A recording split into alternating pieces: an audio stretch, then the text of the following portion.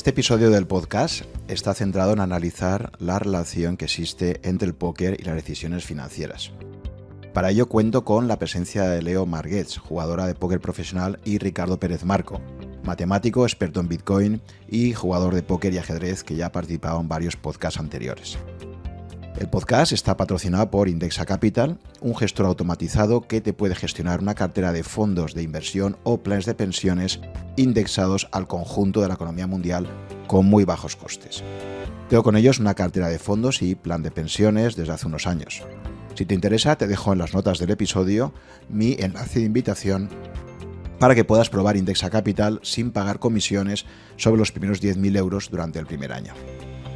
Y ahora ya vamos con mi conversación con Leo y Ricardo sobre la fascinante relación entre las decisiones en póker y las finanzas.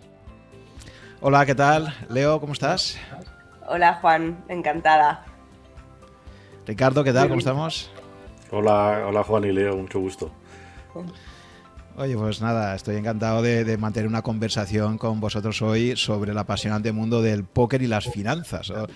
Es un tema que hay gente que sí que considera que tiene mucha relación, otras personas no tanto, y lo que me gustaría es un poco que profundicemos en todo ello, ¿no? A Ricardo ya lo conocéis bien, los oyentes de mi podcast, porque ha estado en múltiples episodios ya, ¿no? Fundamentalmente todos relacionados con Bitcoin. Como sabéis, Ricardo es matemático, especialista en Bitcoin, pero también es un apasionado del ajedrez y del póker. Es jugador en ambos juegos de mesa. Y fue Ricardo el que me propuso, dijo, oye, pues se daría muy bien hacer también un episodio sobre la relación entre póker y finanzas, ¿no? Y para ello pues contamos con el privilegio de estar con Leo Marguets, que es una de las mejores jugadoras del mundo, o jugadores, así en general, digamos, de póker, una profesional desde hace unos cuantos años. Y así que me gustaría empezar contigo, Leo, que nos cuentes en qué momento de tu vida te metes en esto del póker y se convierte en tu principal fuente de ingresos. Bueno, pues yo la verdad que hasta los 22 años no sabía que era el póker, o sea, lo típico, sabía que en algunas películas se jugaba a póker, pero vamos, cero interés, igual que cualquier otro juego de cartas. Y de repente, una noche, en una primera cita, de hecho, que estaba yendo bastante bien, le dije al chico si quería ir a tomar una copa. Y me dijo que no podía porque tenía una partida de póker. Y en ese momento que dices, ¿en serio? me voy a quedar sin salir luego por una partida de póker. Digo, venga, va, me apunto. Y ahí, ese día, que explico esto a modo anécdota porque ya ves, ¿no? Pero fue el primer contacto que tuve realmente con el póker, como espectadora, deseando obviamente que le eliminaran, de lo que entonces yo no sabía que era un sit and go, que es como un torneillo pequeño rápido. Y bueno, las dos historias evolucionaron con el chico, por una parte, bastante tiempo, y con el póker gracias a él también. Y digo gracias a él porque la verdad que, aunque él no era profesional, me supo transmitir bastante bien de qué iba esto del póker. Y si yo hasta entonces me había pensado que era un simple juego de cartas, y bueno, pues arrastraba también todos los estereotipos que quizás muchos de los que nos estén escuchando arrastren, ¿no? Pues un juego que se juega en garitos turbios, con tipos que tienen un whisky en mano, un puro en la boca y dos rubias detrás, ¿no? Y realmente a la que profundizas en este juego te das cuenta que las cartas no son más que una herramienta, pero que es un juego de psicología, de matemática, de estadística, de saber leer a las personas, de tener empatía, pero a la vez ser frío y calculador, de saber contar historias. A mí me impresionó, me apasionó y no fue como, en plan, quiero ser profesional. Yo me dije, quiero ser cada día mejor en esto, quiero aprender y quiero mejorar. Y me lo tomé bastante en serio. Empecé pues, a devorar todos los foros online que había. Empezamos a jugar en un club de ajedrez y de póker que estaba en el Eixample, que lo cerró la policía porque jugar a póker en España no es legal fuera de los casinos. Aunque estés jugando garbanzos, ¿eh? No era el caso, no jugábamos garbanzos, pero realmente ese día que hicieron una redada estábamos jugando un torneo de 50 euros. Y bueno, como todo en la vida, luego también gocé de bastante buen timing. Se me daba bien, me lo curraba y la primera vez que pisé un casino a jugar la liga universitaria, lo gané. Y mi perfil llamaba la atención, ¿no? Porque, bueno, esto hace ya casi 16 años. Y pues una chica que se la veía no muy underground, siempre digo que hasta los 22 tenía un perfil bastante de hija perfecta, había estudiado la carrera de Business Studies, que es como un AD en Londres, había hecho un máster, no tenía vocación y por aquel entonces estaba trabajando en una empresa de marketing deportivo. Pero bueno, como te digo, sin mucha vocación. Total, que gano ese primer torneo, soy consciente de que mi perfil llama la atención y me sale una oportunidad de patrocinio para jugar por España torneos pequeñitos. Y bueno, pues así me pasó como unos meses jugando eso. Y llega junio, que es la época en la que todos los jugadores de póker los profesionales van en marabunta a Las Vegas, que es la meca del póker. Y durante los meses de mayo, junio y julio se juega el campeonato del mundo, las World Series, que son unas series de 60 torneos, o sea, cada día hay un torneo, o cada 2 o cada 3. Bueno, hay un torneo que ofrece un brazalete, que es como lo máximo, ¿no? El que gana ese torneo se lleva un brazalete. Y entre esos torneos está el campeonato del mundo, que es como el evento principal, el que da la gloria máxima, que es un evento de $10.000 que lo juegan pues unas 10.000 personas.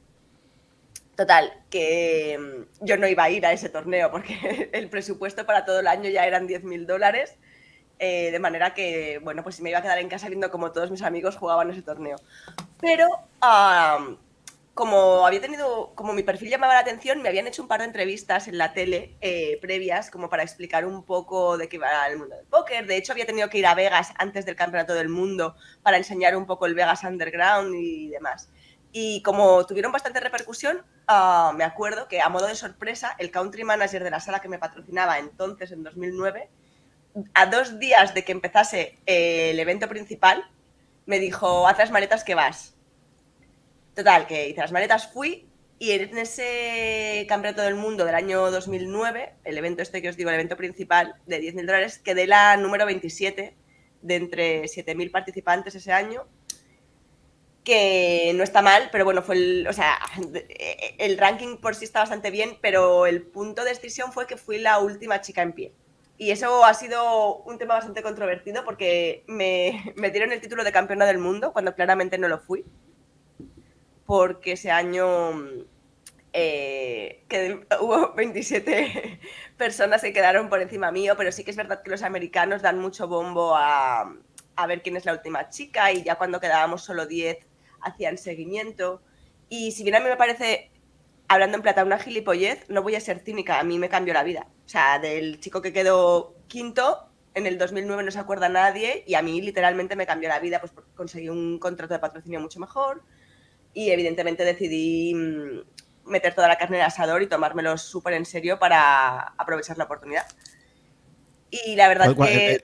Leo, ¿cuánto tiempo había...? Es un rollo que muere. Sí, no, que es muy interesante, ¿no? Como ahora comentaremos ese tema también, pero quería preguntarte, desde el momento en que te enseña tu amigo por primera vez una partida de póker online, que es lo que te descubre a ti un poco eso, hasta este evento, ¿cuánto tiempo había pasado?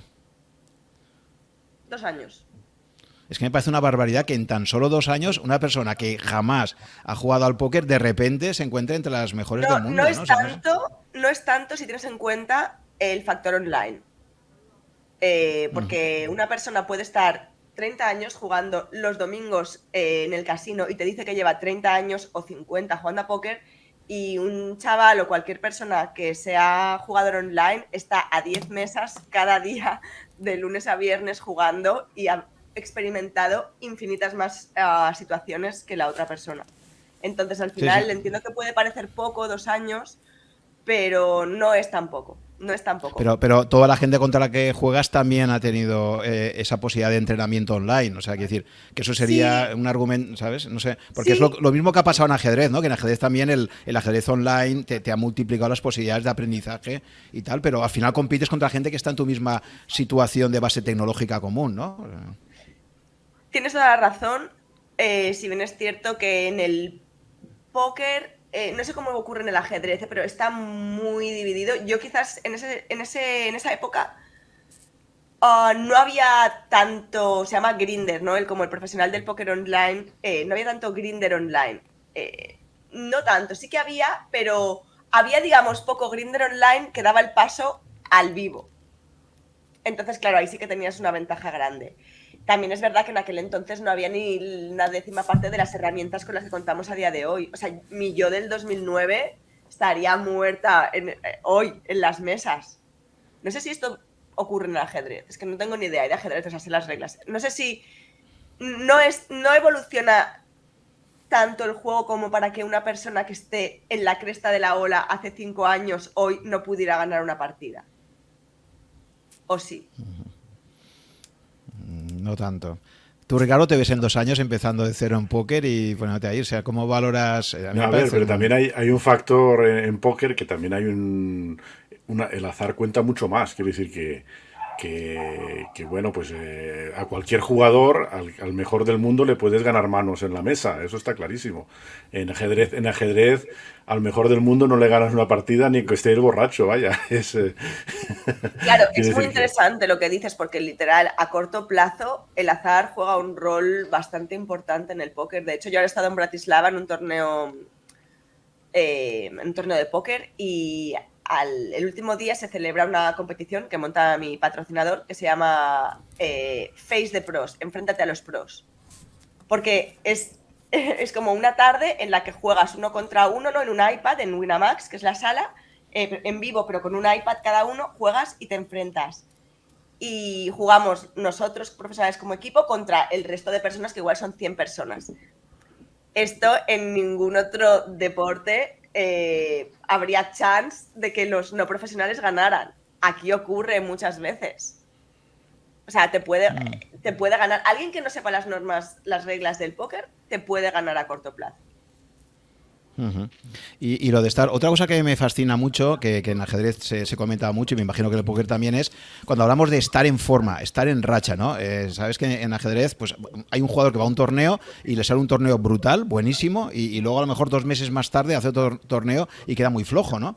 Y dice, no, es que estoy fuera de forma. Y yo le preguntaba a Veselin Topalov esto, decía, oye, ¿qué es esto de estar en forma? Y él tampoco me lo sabía explicar muy bien. Por lo que veo en póker también pasa un poco lo mismo, ¿no? Está el factor azar, pero también además de eso debe haber algún tipo de factor autorreforzante que cuando empiezas a estar en racha y te va bien, es como que tienes más confianza en ti misma, ¿no? Y de alguna forma psicológicamente tienes un viento a favor, no lo sé, ¿no? Pero ¿crees que también se da esto de las rachas y...? Totalmente. Cuando tú ganas un torneo, te vienes arriba y entonces también tomas más riesgo. Y hay veces que, obviamente, el ser agresivo es un factor determinante en el póker, pero además el verte capaz de coger cada spot que es EV+, aquí creo que puedo hablar con esta terminología que me seguirán tus oyentes pero vamos a definir lo que es el EV, que lo he visto en tu libro, pero mejor que explicarlo. Sí. Bueno, el EV es el valor esperado de las decisiones, que eso también, bueno, muy aplicable a la vida, aunque la gente no es tan consciente. Tú puedes hacer un farol que sabes que ganarás 5 de cada 6 veces. Y con ese farol estás imprimiendo dinero, ¿no? Porque tú imagínate que apuestas 30 para llevarte un bote de 120 y lo ganas un porcentaje muy alto de las veces. Pero claro, 1 de cada 6 vas a perder. Si es esa, quizás tu psique te puede llegar a liar y creer que no era el movimiento correcto, cuando en realidad a la larga, haciendo ese movimiento, estás imprimiendo dinero. Entonces, el EV es el valor de una decisión a largo plazo. Lo que ocurre que la varianza hace que a veces puedan no salir. Es decir, mira, un ejemplo que se me ocurre así muy sencillo. Que se lo plantee la gente en casa que nos esté escuchando. Imaginad un juego, ¿no? Yo tengo una moneda. Os lo hago los dos, pero no vale porque, ¿sabes? Haceros un juego de estos a vosotros. Pero bueno, os propongo un juego y tiene una moneda al aire. Y os digo que si sale cara, os doy 150. Y si sale cruz, me dais vosotros a mí 100 euros, ¿vale? Si sale cara, yo os doy 150 euros. Si sale cruz, me tenéis que dar 100. ¿Jugáis o no? Todas las veces, todas las veces. Pero, Pues, en fin, que lo que estás describiendo obvio, es exactamente lo que pasa en los mercados cuando inviertes. Quiero decir por eso, pero, que pero hay el factor de aleatorio, entonces hay que poner las probabilidades de tu lado y que es el EV, ¿no? En el mercado también, tienes que espera, hacer pues lo trades. explicamos por si alguien no lo está haciendo, Sí, porque sí. para mí que es Snap, es decir, me tiro de cabeza a este juego, o sea, cómo no, por supuesto, pues la gente no lo ve tan claro, no lo ve tan claro. Entonces es simplemente que tú tienes una moneda al aire, es un coin flip, es 50-50, ¿no? El 50% de las veces perderás 50, ¿no? Porque tú tenías que poner 100 si salía cruz. Y el 50% de las veces ganarás 75 porque yo te doy 150 si sale cara. De manera que ese juego tiene un EV de 25, ¿no? A la larga es como que ganas 25. ¿Qué pasa? Que la gente no quiere perder. Entonces el miedo a perder te paraliza. Y esto ocurre, supongo que... bueno, ocurre desde luego en el póker, ocurre en la vida y ocurre en las inversiones 100%. O sea, el hecho de que pueda salir mal te hace no moverte cuando realmente lo chungo o lo arriesgado es quedarte quieto. Ujú. El Y problema también que eso veo es... ya... Sí, ¿Perdona? Lo de sí. tiltearte en póker también existe en los mercados. Quiero decir que precisamente cuando alguien tiene una mala racha, lo mejor es liquidar posiciones y descansar un tiempo y luego empezar de nuevo con la cabeza despejada y fresca, ¿no? Pero es exactamente el mismo. Yo creo que la audiencia que tiene Juan entiende perfectamente pues el EV como cuando se invierte en bolsa o en los mercados, ¿no? Bueno, Eso, el tema está, si yo, el problema que veo, que lo leía en tu libro, ¿no? Que tú partías de un ejemplo como de moneda de valor esperado, pero luego ya lo aplicabas a un ejemplo empresarial, ¿no? Entonces decías, imagínate una persona que se quiere montar una empresa, durante el primer año tiene un 80% de probabilidades de que fracase, pero luego tiene un 10% de que gane 500.000, ponías un ejemplo o algo así, ¿no? Claro, el problema que hay ahí es cuando pasas del dominio de algo donde la probabilidad está claramente acotada, como puede ser en un juego matemático de póker, a un dominio donde la incertidumbre es muchísimo más grande. Es decir, tú montas una empresa y ya que aciertes con el business, o sea, el business plan de una empresa a los 6 meses ya hay que tirarlo a la basura, todo el mundo sabe que... Entonces, el problema que veo es cómo computas esas Sí. probabilidades. Al final tienes que hacer escenarios, pero ahí sobre el papel puede resultar muy sí. claro, pero la realidad es que estamos en un dominio muy distinto, donde hay mucha más incertidumbre sobre las recompensas, ¿no? Pero sí, pero no, porque en el póker también es información imperfecta, no es como el ajedrez que juegas con información total. En el póker yo no sé las cartas que tiene mi rival, yo sé el abanico de cartas que tiene su rango. Y si es un buen jugador, va a estar equilibrado, balanceado, ¿sabes? Cuando hace una apuesta no siempre va a ser mano buena, o sea, va a tener ciertas manos muy buenas y ciertas de farol.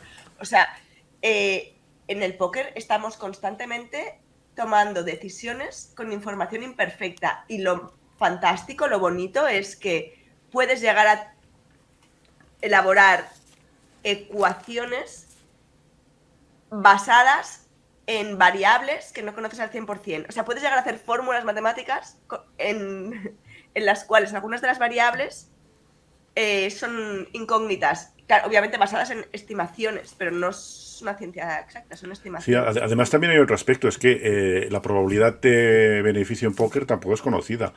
Si vas, por ejemplo, al casino, no es igual de rentable jugar un lunes que jugar un viernes o un sábado.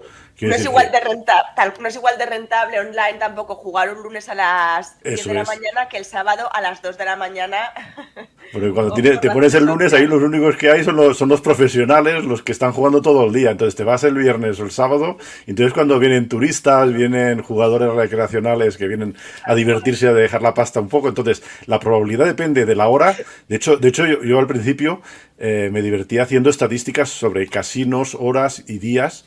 Quiero decir, y es llamativo, la diferencia de rentabilidad es enorme. Quiero decir, eso solamente te das cuenta cuando tienes suficientes datos, ¿no? Pero A ver, no. cuando eres profesional te toca reguarear, que es como guerra de regs, de regulares, porque al final eh, para ganarte alguna mesa, para poder estar ahí, tienes que primero enfrentarte a regulares, ¿sabes? O sea, no es... No siempre hay mesas disponibles, ¿sabes? Ni los sábados, ni como llena de fishes, que es la manera en que en el póker se llama a los jugadores menos Sí. experimentados. Y en los mercados también pasa. Tienes mercados que son, por ejemplo, el mercado de Bitcoin. Ahora es mucho más ajustado, ¿no? Pero hace unos años era mucho más fácil tradear ciertos mercados que eran muy jóvenes y donde los inversores no tenían la tecnología que se aplica en la bolsa, por ejemplo, ¿no? Entonces, quiere decir que diferentes mercados tienen diferentes rentabilidades y diferentes madureces, ¿no? Entonces, yo creo que en póker pues pasa un poco lo mismo. Tienes diferentes mesas donde hay diferentes horarios, diferentes casinos, entonces tienes diferente público. Sí, sí, al final me gusta porque como yo desconozco bastante el mundo de los mercados, a pesar de que siempre he sido consciente del paralelismo que hay en el póker, principalmente porque sé que muchos jugadores de póker han transicionado al mundo de la inversión pura de la bolsa, pero me encanta escuchar los paralelismos. Es un juego de probabilidades. Eso tal vez sea lo más diferente con el ajedrez, que también hay probabilidades. Quiere decir que hay un azar en el ajedrez cuando los jugadores se meten en una posición muy complicada, aunque sea un juego de información total, no es completamente analizable las posiciones. Entonces hay una parte de consideraciones un poco más generales que te permiten, pues por ejemplo, preferir la pareja de alfiles a alfil y caballo, torre y alfil a torre y caballo, por ejemplo, cosas de ese estilo que se utilizan, ¿no? Pero son consideraciones generales porque o hacer decisiones son muy una... Sí. difíciles. O hay una parte también psicológica y es a veces tú puedes pensar que una jugada es la mejor desde un punto de vista objetivo, pero sabes que esa jugada para el estilo de juego del otro jugador le va a resultar más molesta, ¿sabes? Entonces Eso te va a contar Leo, lo de putear a los jugadores en la mesa. Yo me acuerdo de alguna entrevista que ha contado que pues, hay que localizar a alguien para putearle y le puteas en la mesa, ¿verdad? Eso es de las cosas que más me costó, porque lo de empatizar es importante, pero si empatizas demasiado te actúa en tu contra, porque como al final, ¿sabes? Te dé penilla el chaval o la chavala y te caiga bien o lo que sea. Pero sí, si no, hay que ir a muerte. Bueno, en todos estos juegos, al final, si alguien no se puede... O sea, si perder no entra dentro del escenario del que se sienta, que no se siente a la mesa. O sea, todo el mundo tiene que saber que si te sientas te pueden pelar. Nada, a muerte, como los mercados y el ajedrez. en el ajedrez se decía que no podías llegar a ser un gran jugador si no tenías ese instinto asesino de victoria, ¿no? Que decía que lo que unía, o sea, que eran implacables para vencer, ¿no? Y es verdad que eso hay gente pues que no tiene ese carácter y por eso a lo mejor tiene un talento natural, tal, pero hay un punto que competitivamente no va más porque le falta ese punto distinto asesino, digamos, ¿no? Que se llama en ajedrez, Sí. ¿no? Sí. Por eso en el póker es tan importante también jugar dentro de banca, porque tú puedes ser un killer, puedes ser el mejor, pero como hay varianza, o sea, llega un punto que no debe afectarte la cantidad que estás jugando. Yo cuando me siento no veo dinero, son fichas, es como es un arsenal entre las 1000 historias que puedas tener, ¿no? Como sea tu capacidad para leer a la persona y tal. Las fichas te sirven de arma, entonces no puedes ver dinero, no puedes ver dinero. Eso es como los mercados. Vale. Tienes que hacer una gestión de banca exactamente igual que haces en el mercado, considerando probabilidades, criterios de Kelly y ese estilo de consideraciones, de no jugar más de lo que puedes arriesgar.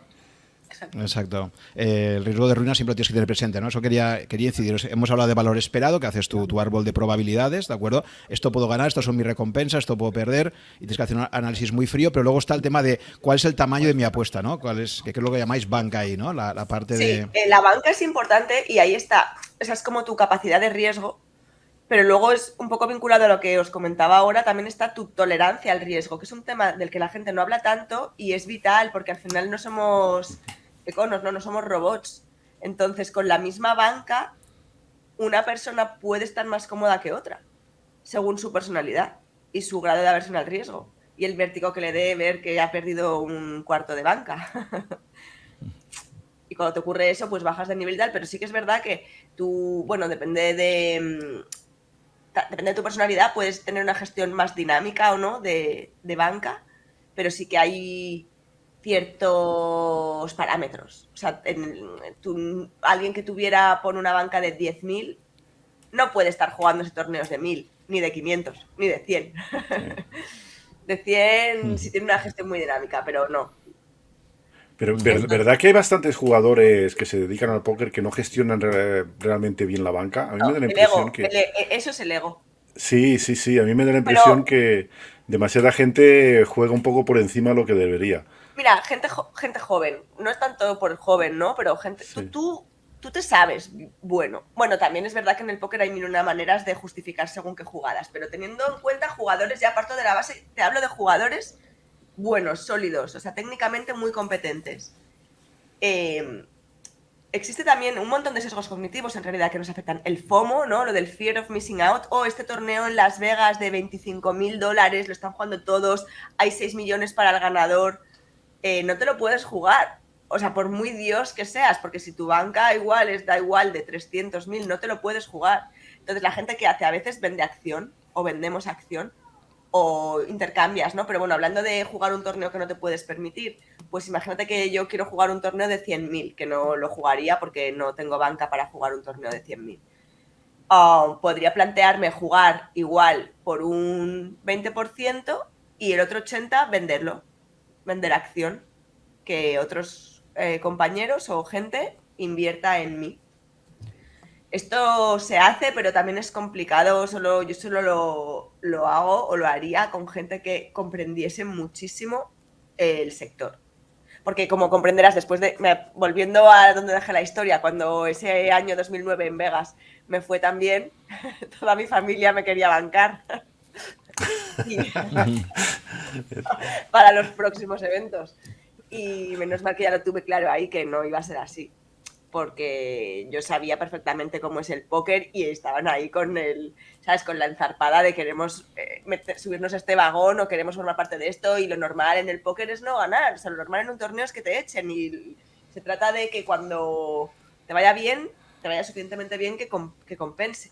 Claro que estamos hablando de torneos, también hay cash, partidas de cash, que ahí es muy diferente la dinámica, pero digamos, el póker más popular y que a mí es el que me apasiona porque tiene este punto competitivo que no lo tiene ninguna otra modalidad, es el póker de torneos. Que igual si quieres te explico muy breve, o te digo porque Sí. Ricardo se pilota cómo funciona un torneo de póker, para que te puedas hacer una idea. Imagínate, pondré un ejemplo también sencillo. Un torneo de $1.000 de inscripción, o sea, para sentarte en la mesa tienes que poner $1.000, que esto es algo que a la gente le sorprende, pero no necesitas ningún tipo de, no tienes que estar federado, no tienes que nada. Tú tienes $1.000, tú puedes registrarte a ese torneo. Sin problema. Tienes que tener más de 18 años. Pues 1.000 personas que van a jugar un torneo de $1.000. Tenemos un bote de premios de 1 millón, ¿no? 1.000 personas. En el póker son mesas se dividen, todas estas 1.000 personas se dividen en mesas de 8 o 9 jugadores, de manera que a medida que los jugadores van cayendo eliminados, porque bueno, todos empezamos con una montaña de fichas, que es como tu arsenal, tu stack, que te servirá para conseguir más fichas, con una pila de fichas similar. Por ejemplo, 30.000 puntos, pero no tienen un valor monetario. Son 30.000 puntos y ya está. Y luego están las ciegas, que son las apuestas obligatorias, ciega pequeña y ciega grande. Imagínate que tú empiezas con 30.000 puntos y ciegas en 100, 200, ¿vale? De manera que, por ejemplo, cada hora las ciegas van aumentando. ¿Para qué? Para incentivar a la acción. Para que cada vez representen una parte más grande de tu pila de puntos. Y estas apuestas obligatorias también van rotando cada mano, para que así siempre tú tengas como una parte implicada. Bien, dicho esto, empieza el torneo, mesas de 8 o 9 jugadores, tú vas acumulando fichas, si se va cayendo la gente, vas eliminando a gente, al final lo que hacen es rompen mesas y reubican a la gente en los huecos que se han ido creando en las otras mesas. O sea, la gente que se sale es porque, la gente que se sale es porque le han limpiado todo lo que Claro, tenía. porque O sea, se ha quedado con 0 fichas. o sea, Tú a medida que te tengas van una ficha, claro, tú de los 30.000 hay un momento que te quedas con 0, tienes un encontronazo, juegas una mano vasolín, que es apostarlo todo, te pelan y se te acaba tu vida en el torneo. Ya está, ya no puedes decir compro más. Bueno, hay torneos que permiten durante cierto tiempo recomprar, pero lo estándar es que ya está, a la calle, al siguiente. Entonces, llega un momento que suele ser alrededor del 15% de jugadores. Es decir, si hemos dicho que había 1000 jugadores, cuando quedan 150, el 150 ya empieza a cobrar. Es decir, que por ejemplo del 150 al 130 cobran 1500. Del 130 al 100, 2500. Y va subiendo de forma muy paulatina, de manera que los premios gordos están en los últimos 8, en la mesa final. Y normalmente el ganador se suele llevar un 20% del total del prize pool. Es decir, en este torneo ficticio que nos hemos inventado, el ganador se llevaría unos 200.000. Y el segundo, seguramente unos 125. O sea que hay un buen salto de premios. Entonces, cuando quedan 160, que faltan 10 personas para eliminarse, para empezar a recuperar la inversión, todo cambia. Ahí hay que cambiar tu estilo de juego. Incluso un poco antes, ¿no? Tienes que cambiar. Tú, Ricardo, cualquier matiz que pienses que puede ser. No, la jugadora de torneos eres tú. Yo juego al cash. Pues, que no tengo tiempo para torneos. Pues sí. cuando. No, estás explicando perfectamente, sí. Cuando se acerca el momento de entrar en premios, los stacks gordos, grandes, la gente que tiene muchas fichas, puede dedicarse a atizar, es decir, a jugar rangos muchísimo más amplios de lo que jugaría normalmente, de lo que es, digamos, óptimo, porque el riesgo de caer eliminado cuando estás a punto de entrar en premios es muy grande, y los stacks medios y los pequeños tienen que apretar el culo, básicamente, ¿sabes? En plan, cerrarse en banda, no tomar muchos riesgos, tomar muy pocos riesgos. Y el 151 se irá a casa con los bolsillos vacíos y el 150 cobrará. Y así es como funcionan los torneos. Entonces, es muy interesante saber también gestionar las rachas, ¿no? Los momentos en los que puedes permitirte tomar más riesgos y lo que menos. Y lo que diferencia muchas veces, veo, más a un recreacional de un amateur es que, por ejemplo, cuando un jugador recreacional se dobla, es decir, consigue doblar su stack, normalmente lo que hace es no jugar más. Le da tanto gusto esa sensación de haber multiplicado sus fichas que en vez de utilizarlas inteligentemente para crear aún más fichas, porque es el momento en el que puede permitirse riesgos sin amenaza de ruina, lo que hace es al revés, se blinda, se cierra en banda, ¿sabes? Porque realmente es tal cual, porque al cerebro le da gustito disfrutar esa doblada, esa cantidad de puntas, y a las 2 horas estás pelado como una rata porque no has sabido utilizar esa ventaja en ese momento determinado, que habrías podido tomar riesgos sin que tuviera consecuencias nefastas, por nuestros propios sesgos. ¿Has visto, Juan, cómo los profesionales saben cómo explotar a los recreacionales, como en la bolsa? Sí. No, pero si te parece, Ricardo, conecta esto con el criterio de Kelly, ¿no? Porque precisamente el criterio de Kelly va en esta línea, ¿no? Bueno, pero fíjate que para los jugadores de torneos como Leo, es que es súper difícil, porque las probabilidades para tener un premio sustancial son muy bajas. Ahí, pues eso, ya te lo he dicho, que los primeros esencialmente tienen un premio importante. Entonces tienes que jugar muchos torneos para realmente saber la rentabilidad que tienes y, por lo tanto, poder calcular un poco con Kelly y tu stack en qué torneos te puedes meter. Por cierto, los gatos de Leo saben un montón de póker. Siempre anda posteando fotos. Mira, no he querido decir nada porque no sé si le oíais, pero yo estaba escuchando detrás de la puerta, digo, se va a quedar sin uñas. Le he abierto y no soportan no ser el prota. Los que estáis viéndolo por vídeo ya era. Pero que los tiene ahí cuando juega, cuando grindea online, los tiene ahí que le dan consejos, ¿eh? Si hago una falta, siempre puedo decir que es el gato, es verdad. Oye, y un aspecto que me llama mucho también la atención, que insistes mucho, es cómo el juego, el propio póker, necesita evolucionar tan rápido. Dice, tú comentas en tu libro, y también te lo he escuchado, que ha cambiado muchísimo las estrategias en póker desde el 2008-2010 que empezaste hasta ahora, ¿no? Y es una cosa que me llama muchísimo la atención también, ¿no? Como un mismo juego con las mismas reglas. ¿En qué sentido crees que ha cambiado tanto en estos últimos 10 o 15 años? Por ejemplo, ¿por qué decías que, sabes? Sobre todo, antes era más tendencias, ¿no? De tamaños, los que están arriba de todo, jugando las partidas más altas de cash, eran los que más o menos creaban tendencias. A día de hoy es ya un tema de inteligencia artificial.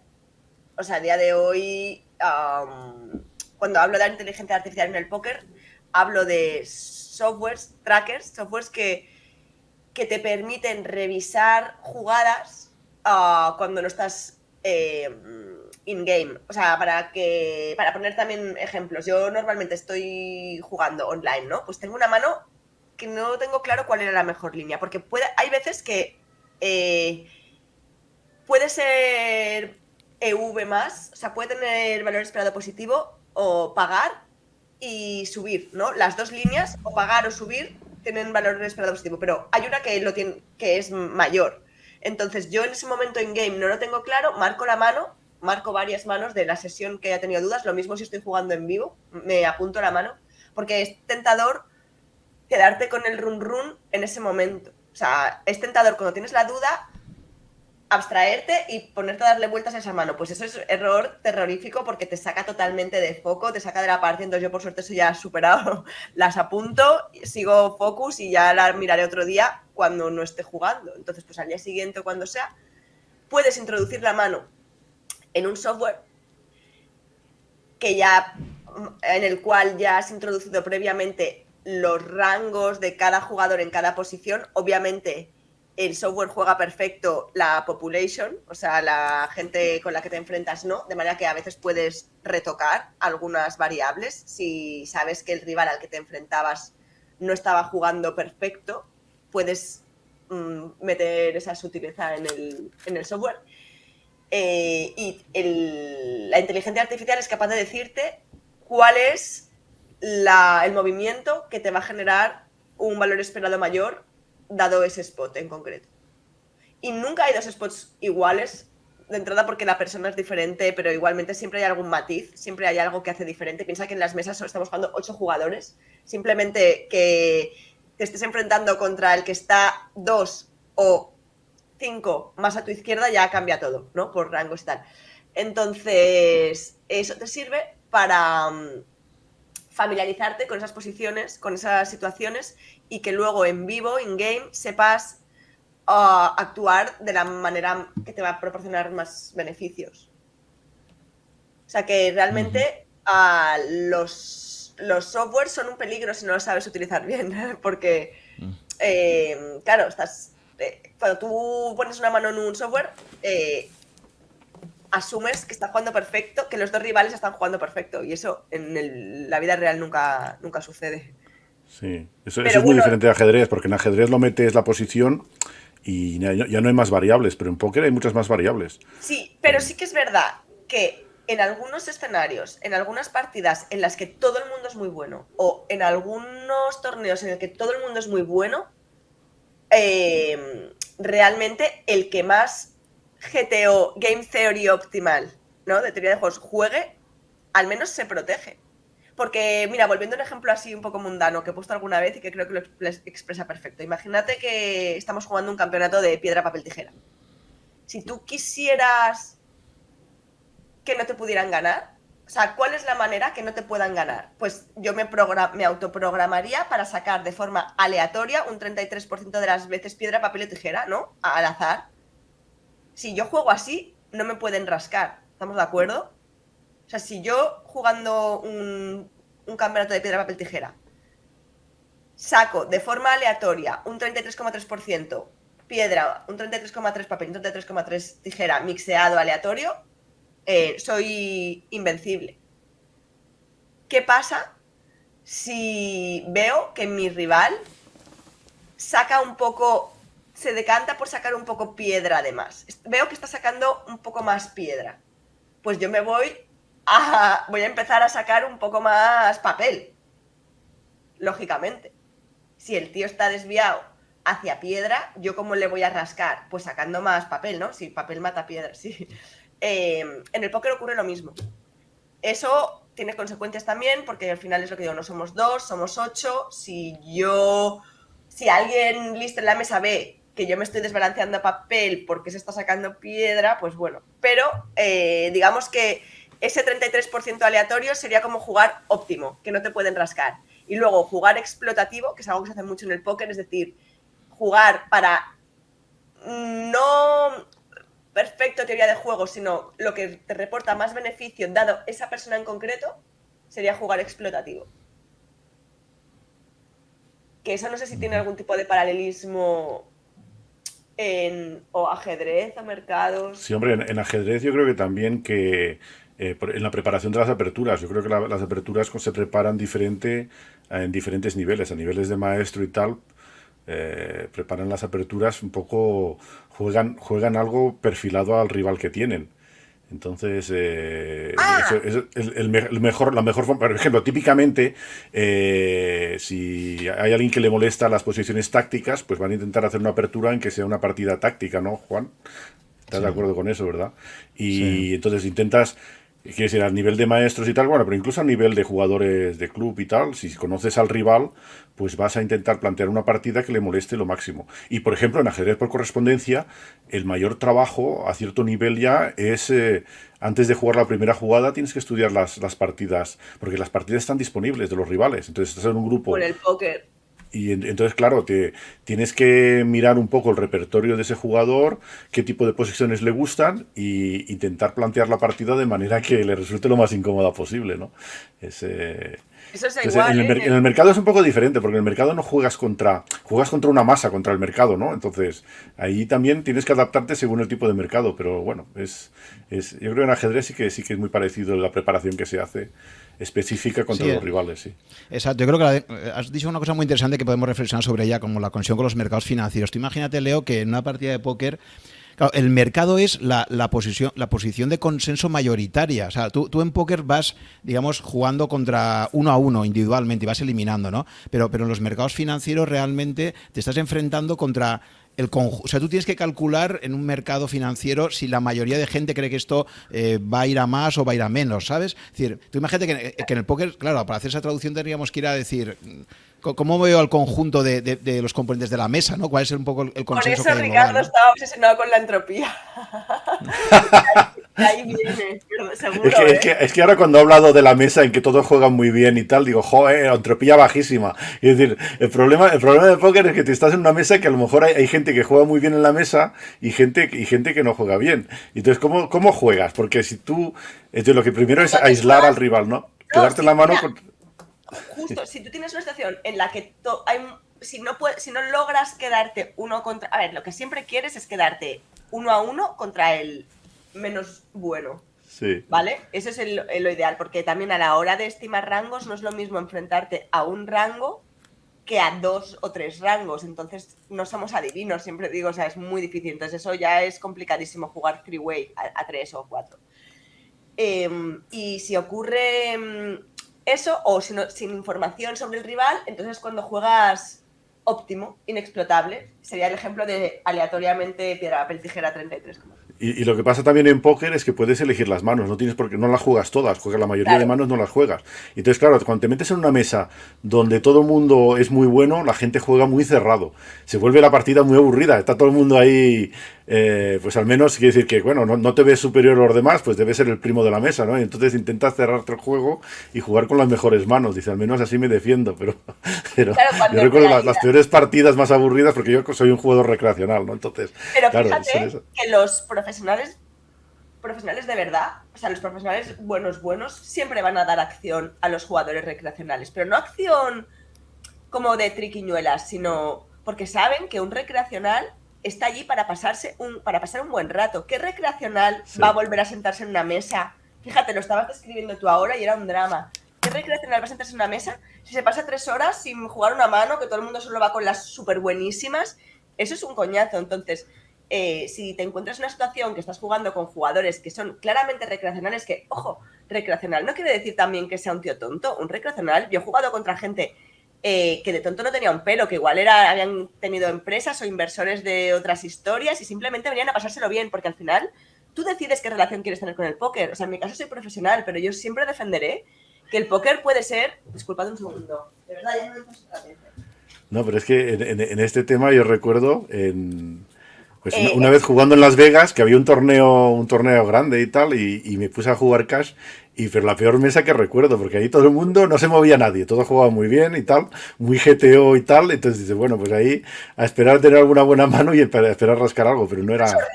eso es horrible, quiero decir, eso Sí, no ayuda al juego en absoluto, porque al final, obviamente, los profesionales que queremos jugar contra recreacionales, pero al final para cuidar el ecosistema, ese recreacional tiene que pasárselo bien. Y volviendo a lo que decía antes de la relación que quieres tener con el póker, tú puedes decidir que sea tu profesión y dedicarle un tiempo inhumano e incluso que llegue a ser algo bastante absorbente, pero es ok, ¿no? Cualquier cosa que lleves hasta el punto que eres élite, pues va a ser absorbente, va a ser incluso un poco obsesivo. Pero Juan, pasa como en ajedrez, que tienes situaciones en que tienes maestros jugando contra amateurs. Fíjate, imagínate un torneo así. Es que, pero eso es brutal, porque en ningún otro deporte, o sea, imagínate tenis, ¿no? Tú no puedes sentarte entrar en una cancha, exacto, entrar en Wimbledon y que te toque primera ronda contra Rafa Nadal. O sea, ni estamos locos. En el póker no solo puedes, sino que además le puedes ganar sin hacer trampas. Y lo que te decía, que puede ser un hobby increíble. O sea, el póker es muy divertido. O sea, el póker, de hecho, yo empecé, que era mi hobby y nunca pensé que me iba a profesionalizar. Ocurrió de forma muy orgánica, pero es que es como que está, no sé, socialmente peor visto cuando hay torneos hoy en día de 50, 100 euros y te puedes estar 6 horas un viernes pasándotelo bien, de risas con amigos, jugando un torneo de póker o en un casino jugando el torneo de póker, que es lo mismo que te costaría igual, ¿sabes? Ir a cenar y yo qué sé, echar unas bolas en un campo de golf, ¿sabes? Entonces, que hay que cuidar al recreacional en ese sentido, porque al final hay que hacer que se lo pase bien. Pero puede parecer un poco como cuidarle, en plan, para luego, o sea, vamos a cebarle para luego comérnoslo, ¿no? Pero no, me refiero que al final, personalmente yo creo que es sano que los jugadores nuevos o que vienen al póker con otro objetivo, que puede ser simplemente pasarlo bien, que logren ese objetivo para que vuelvan y porque al final, como bien dice Ricardo, es muy coñazo las mesas en las que están todos los profesionales jugando cero, hablando cero, no. Eso sí, pues, la mesa de póker puede ser mucho más divertido que jugar una partida de ajedrez, porque sobre todo si hay gente que habla y está animada y tal, y además es muy interesante, porque en las mesas donde se habla también son mucho más rentables en general. La gente se mete más dinero en juego. Es una diferencia tremenda, ¿verdad? De locos, América. La gente se desinhibe. Aquí también pasa en el ajedrez. Y es que la diferencia. No, en ajedrez nadie. Bueno, solamente jugando partidas de club, donde la gente jugando rápida sí que habla mucho, pero en torneos prohibido hablar, vaya. Le dices algo al contrincante y te viene el árbitro, llama al árbitro y te penaliza. Vacilar. O sea, tú no le puedes vacilar. ¿Qué va? No puedes decir nada. Serías lo peor, serías lo peor. Calla, que la última que me han contado es que si uno tiene un tic, tiene que avisarlo antes de la partida, que si no le pueden penalizar porque pueden interpretar que está molestando al rival, vaya. Que el ajedrez es una cosa muy seria. Bueno, volviendo al tema tuyo de tu trayectoria, entonces me queda claro que parece que la inteligencia artificial y la utilización de software es lo que a tu juicio ha provocado un cambio muy grande.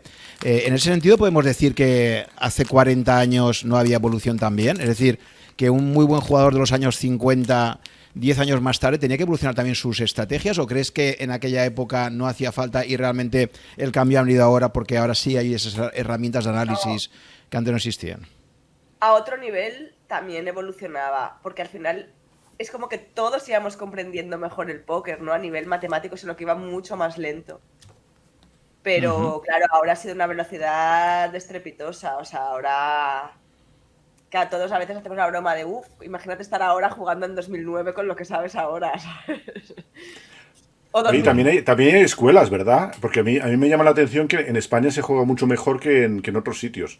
En España hay varios factores por eso, yo creo. La proliferación de escuelas, luego que la legislación es tan mala en España que muchos jugadores han tenido que irse fuera de España para poder ejercer. Y eso hace que no hay coste de oportunidad, ¿no? Te vas para trabajar de lo tuyo, no tienes a tus amigos de toda la vida que te proponen planes divertidos, a veces no tienes ni a la novia o el novio, entonces estás en una misión. Mucha gente se va, literal, para un periodo X de tiempo a intentar ganar el máximo dinero, entonces eso hace que estés 24/7 dedicado a eso y que también te vas en grupo, entonces vives con un grupo de grinders que ya se retroalimenta a todo. Y luego que a raíz de los primeros jugadorazos, yo creo que eso también ha hecho como que existan una serie de referentes, ¿no?, dentro del mundillo que también ayuda. Y desde luego, sí, somos el país que yo creo que tiene más escuelas de póker top del mundo. No, y luego lo ves, mucha gente joven, muy buena, y en fin, y luego la teoría, sí, es que cuando lo ves comparado con el ajedrez, yo creo que la teoría de póker aún está en pañales, quiero decir que, claro, en ajedrez tienes 150 años casi de teoría, ¿no? Entonces, pues cuando te estudias desde Steinitz hasta los tiempos modernos, ahí... Y es yo que creo que en póker lo que pasa es que las máquinas ayudan mucho, pero claro, las máquinas también va habiendo revoluciones a eso. Sí. Bueno, es que imagínate, bueno, de entrada que en póker hay muchas modalidades, eso también cambia, pero Sí. hablando sobre torneos, o sea, en una mesa, es que hay 8 posiciones. O sea, tú imagínate los árboles que se crean. Sí, no, pero tabularlo todo es imposible, pero luego el estilo, es que lo que decíamos, es mucho más previsible cómo juega un profesional que cómo juega un recreativo, aunque sea el recreativo, claro, va a ser mucho más rentable, pero Por eso, las primeras horas, jugar contra un recreacional es complicado, porque luego ya le pillas el ritmo. Pero yo siempre digo, yo he jugado con algunos recreacionales que me han vuelto loca, o sea, que me han pelado las primeras horas, ¿sabes? Si les caen un poco las suyas, porque nunca te imaginas que pueda llegar a tener esa carta en esa secuencia de acciones. Entonces, eso Entonces, cuando llega el recreacional y empieza a hacer un stack, entonces ahí es cuando los profesionales se comienzan a divertir, porque entonces la mesa se anima, todo el mundo quiere jugar contra él, ¿no? Pero bueno, ¿Qué es un stack? ¿Qué es un stack? Una pila de puntos. La pila de puntos sí, lo que tienes. Cuando dice un Bueno, stack, para mí es una pila de pasta, de fichas que vale. Cuando juegas cash es pasta, cuando juegas torneos son puntos. Eso. Porque en cash, digamos que la diferencia en cash tú te sientas con lo que sea, 100, 1000, lo que sea, cada mesa tiene un límite, y si tú en algún momento pierdes todo o parte de esa cantidad, puedes al instante reponerla. O sea, no te echan. No acaba viendo y tú te levantas cuando quieras. Y ahí las fichas representan dinero, o sea, tienen un valor en euros. Sí. Entonces es un estilo diferente de juego. Entonces, bueno, tiene la ventaja de que te puedes levantar cuando quieres, puedes sentarte cuando quieres. Quiero decir que en el torneo tienes que, mientras sobrevives, tienes que irlo jugando, entonces puede durar muchas horas. Por ejemplo, yo cuando jugaba torneos online, porque lo he dejado, o sea, en vivo sigo jugando, pero online ya no, precisamente porque yo juego a póker porque me encanta como estilo de vida y siempre soy mi propia jefa. Si curras y tienes disciplina, es un curro fantástico, entendiendo que también vas a pasar por malas rachas y demás, pero me encanta. ¿Qué pasa? Que he llegado a un punto que yo estar 10, 12 horas sentada delante del ordenador sin saber cuándo me voy a poder levantar no me satisfacía. Incluso llegaba un momento que a la 1 de la mañana, que estaba ya solo con una mesa en vez de con 8 o 10, era como casi deseando caer eliminada para dejarlo estar ya, porque eran las 2 de la mañana. Entonces eso te genera una disonancia tan bestia que lo que hice fue cambiar de modalidad. Y durante una época jugué expresos, que son una partida de torneos más como de 3 personas muy corta, pero ahora ya estoy pasándome al cash como una señora, que en el cash, si te llaman de Amazon, te levantas, abres tranquilamente, no tienes que estar ahí, no pasa nada. Y la diferencia principal, como decía Ricardo, es que en torneos la pila de puntos es variable constantemente, con lo cual tienes que estar acostumbrado a cambiar de marchas y a saber jugar multi-stack, es decir, tienes que saber jugar con 10, 20, 30, 100, 200 ciegas según el momento, y en cambio en cash siempre juegas muy profundo, con un stack muy profundo, entre 100 y 200 ciegas. Y eso cambia muchísimo el juego. Cambia muchísimo los rangos, cambia todo.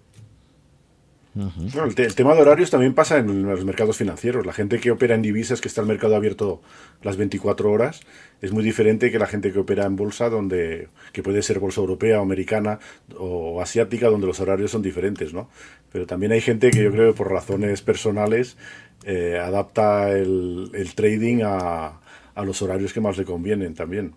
Total, yo seguramente estoy dejando de ganar un poco por elegir horarios que se ajusten más al estilo de vida que quiero llevar. Pero es que al final no todo es LV. O sea, yo sé que si me fuera a vivir fuera, que tengo muchos amigos que lo han hecho y pienso, ole, porque están en un momento vital que les apetece, o por X, que nada es gratis, que también renuncian a cosas cuando se van. Yo no he querido y me lo preguntan mucho, pues que al final, hostia, no todo se mide en pasta. Al final a mí la satisfacción que me da igual levantarme cada mañana aquí en mi casa con mis perros escuchando pajarillos, pues igual en Andorra o en Londres no lo tendría y en este momento vital de mi vida no me compensa, ¿no? Entonces, eso es algo muy importante también, que a veces he pecado como jugadora de póker de pensar solo en EVs, ¿sabes? De la vida, de todo y no sé, que al final la utilidad de las cosas también es importante. Si te parece, Leo, volviendo a tu trayectoria profesional, me gustaría que nos contaras. Claro, has hablado que desde el principio te pudiste beneficiar de esa creación de marca personal, ¿no? Que en tu caso, pues un factor de azar lo aprovechas a tu favor y eso está genial, ¿no? Entonces, yo entiendo que para una jugadora profesional de póker hay dos fuentes de ingresos principales: la que obtienes en los torneos o cuando vas a jugar a una mesa, aunque sea haciendo cash, como decía Ricardo. Y luego está la parte de patrocinios, la que te aporta, digamos, que igual que en el mundo del ajedrez, cuando un jugador profesional va a un torneo ya tiene un fee, ¿no? Que le van a pagar por el mero hecho de aparecer en el torneo, ya tiene un fijo. Luego también tienes sponsorizaciones. Entonces me gustaría que dentro de lo que son ingresos tuyos o en general te hable un poco. Te comento, hoy en día casi todos los patrocinios que existen no es tanto de darte dinero fijo, sino de pagarte algunas inscripciones. O sea, que tú o materializas o no es un duro. O sea, que tienes que materializar. Si por mucho que te paguen torneos, si no entras en premios, si no, bueno, materializas ese dinero, nada. Entonces yo he pasado por rachas. Prepandemia estaba, igual el póker no sabría decirte, igual un 60 suponía, pero a nivel actitud mía es como que el hecho, me voy aquí en plan confesiones, ¿no? Pero haber tenido una carrera relativamente fácil, entre comillas, pues porque tener un patrocinador te ayuda bastante y tal, no que me hubiera hecho relajarme, pero no siento que hubiera metido hasta el año 2018 por ahí, sí, 18, 19, toda la carne en el asador.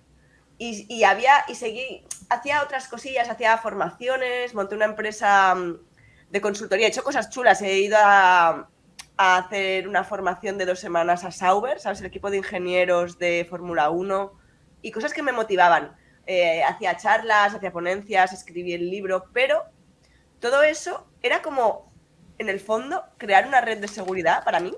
Como, si algún día el póker no va bien, tengo esto. Y sin darme cuenta, todo eso me estaba quitando tiempo de dedicarle al póker, porque el póker es muy esclavo, o sea, necesitas meterle muchas horas. Yo creo que mucha gente piensa que te sientas a la mesa y juegas. Bueno, eso es una parte, también se puede aprender así un poco, pero no es la manera de aprender. Es el tiempo fuera de las mesas, lo que digo, del entrenamiento invisible, la de horas que tienes que pasar revisando manos. Es que de repente una mano te puede dar para 5 horas, ¿sabes? Mirando sutilezas, sabiendo por qué. Si tienes pica y no trébol, debes chequear más o al revés. Bueno, movidas. Y yo realmente, con todos estos proyectos paralelos que generaban una especie de red de seguridad, lo que estaba haciendo era no poner toda la carne en el asador. Y llegó la pandemia y fue como, pues vamos all in con esto, que parece curioso porque ya vaya 1000 años, pero es en plan, me cambié de modalidad, me puse a estudiar expresos como una bestia, que es lo que te digo, las partidas estas cortas, que juegas solo 3 personas en la mesa y son bastante rápidas, y al jugar con rangos tan amplios, bueno, acabas dominando el juego mucho más. Y estudiar es imperativo, o sea, tienes que echarle muchísimas horas. Entonces, a la vuelta de la pandemia, justo también, es que claro, fue un poco romántico todo, porque después de 2 años sin poder viajar, en plan, yo pensando que lo llevaba bien, pero en el fondo con un poco de ansiedad de volver a retomar mi vida, porque siempre digo que me encanta viajar, y me encanta viajar porque me permite tener ganas de volver a casa, que es algo muy bonito. O sea, yo creo que la mayoría de personas no saben lo que es estar deseando volver a casa, encontrarte con tu pareja, con tus animales, con tu casa. Y es algo por lo que me siento muy suertuda, porque si tienes una rutina estándar, pues al final de tu casa al trabajo y no tienes como ese, vuelvo a casa, ¿no? Qué ganas de verte, que es muy bonito. Pero, pues eso, fue un poco frustrante. Total, que se habían cancelado 2 campeonatos del mundo de Vegas por el COVID, y en el 2021, en verano aún no lo podían hacer porque no estaba USA totalmente preparado, y lo movieron a noviembre. Estuve a punto de no ir porque a los europeos no nos dejaban ir hasta el 8, no sé qué, que al final lo conseguí, y gané un torneo. O sea, fui campeona del mundo de verdad, no como en el 2009. No del evento principal, pero de otro evento, y eso sí que fue increíble, pues porque no era un objetivo per se, porque tú no te puedes marcar un objetivo de algo que no depende de ti. O sea, tú como objetivo puedes proponerte jugar X manos al día, estudiar X manos al día, viajar a X torneos, pero ganar un torneo determinado no te lo puedes proponer porque no depende de ti. Entonces, todos los jugadores de póker profesionales soñamos con eso y nos preparamos cada día para que si en algún momento se nos presenta la oportunidad, no dejarla escapar. O sea, saber maximizar tu buena suerte y minimizar tu mala suerte para que pueda ocurrir. Y justo ocurrió. O sea, me siento tremendamente agradecida de haber podido vivir eso. Sé que no soy la única persona en el mundo capaz de haberlo conseguido, que hay muchos compañeros que trabajan súper duro, como yo, para poder conseguir ser campeones del mundo. Con lo cual, el verme en esa situación y conseguirlo fue increíble, sí, la verdad. Y... Sí, he visto tu vídeo ahí, ¿no? Como he visto al final estás en la final contra otro chico y sí, como te quedas ahí muy en shock. Allí ya no, allí obviamente luego la gente me ve en mi vida cotidiana o en ese vídeo y dicen, ¿tú eres jugador de póker? Sabes que si yo soy soy transparente total. O sea, a mí pero por suerte me transformo cuando me pongo en una mesa y ya no es el final, ¿no? Pero no te veo a ti haciendo a ti haciendo la esfinge, no te veo, porque eres muy expresiva, así pareces muy emocional y no te imagino haciendo la esfinge ahí un minuto seguido ahí con... Pues lo hago. ¿Sí? Pon pasta, Juan, pon pasta y organiza una partida con él, ya verás. Es súper interesante lo que dices, y relacionado con los mercados igual también podemos encontrar algo, porque yo hasta hace relativamente poco, eso es lo guay, que uno va aprendiendo. A mí me encanta el póker porque me enseña lecciones constantemente. Yo fardaba o me vanagloriaba de que era muy buena jugando emocionalmente muerta. ¿Sabes? Que además lo dices y suena como, ¿no? Sí, tiene pinta de que eso es lo que se necesita para jugar a póker, jugar emocionalmente muerto.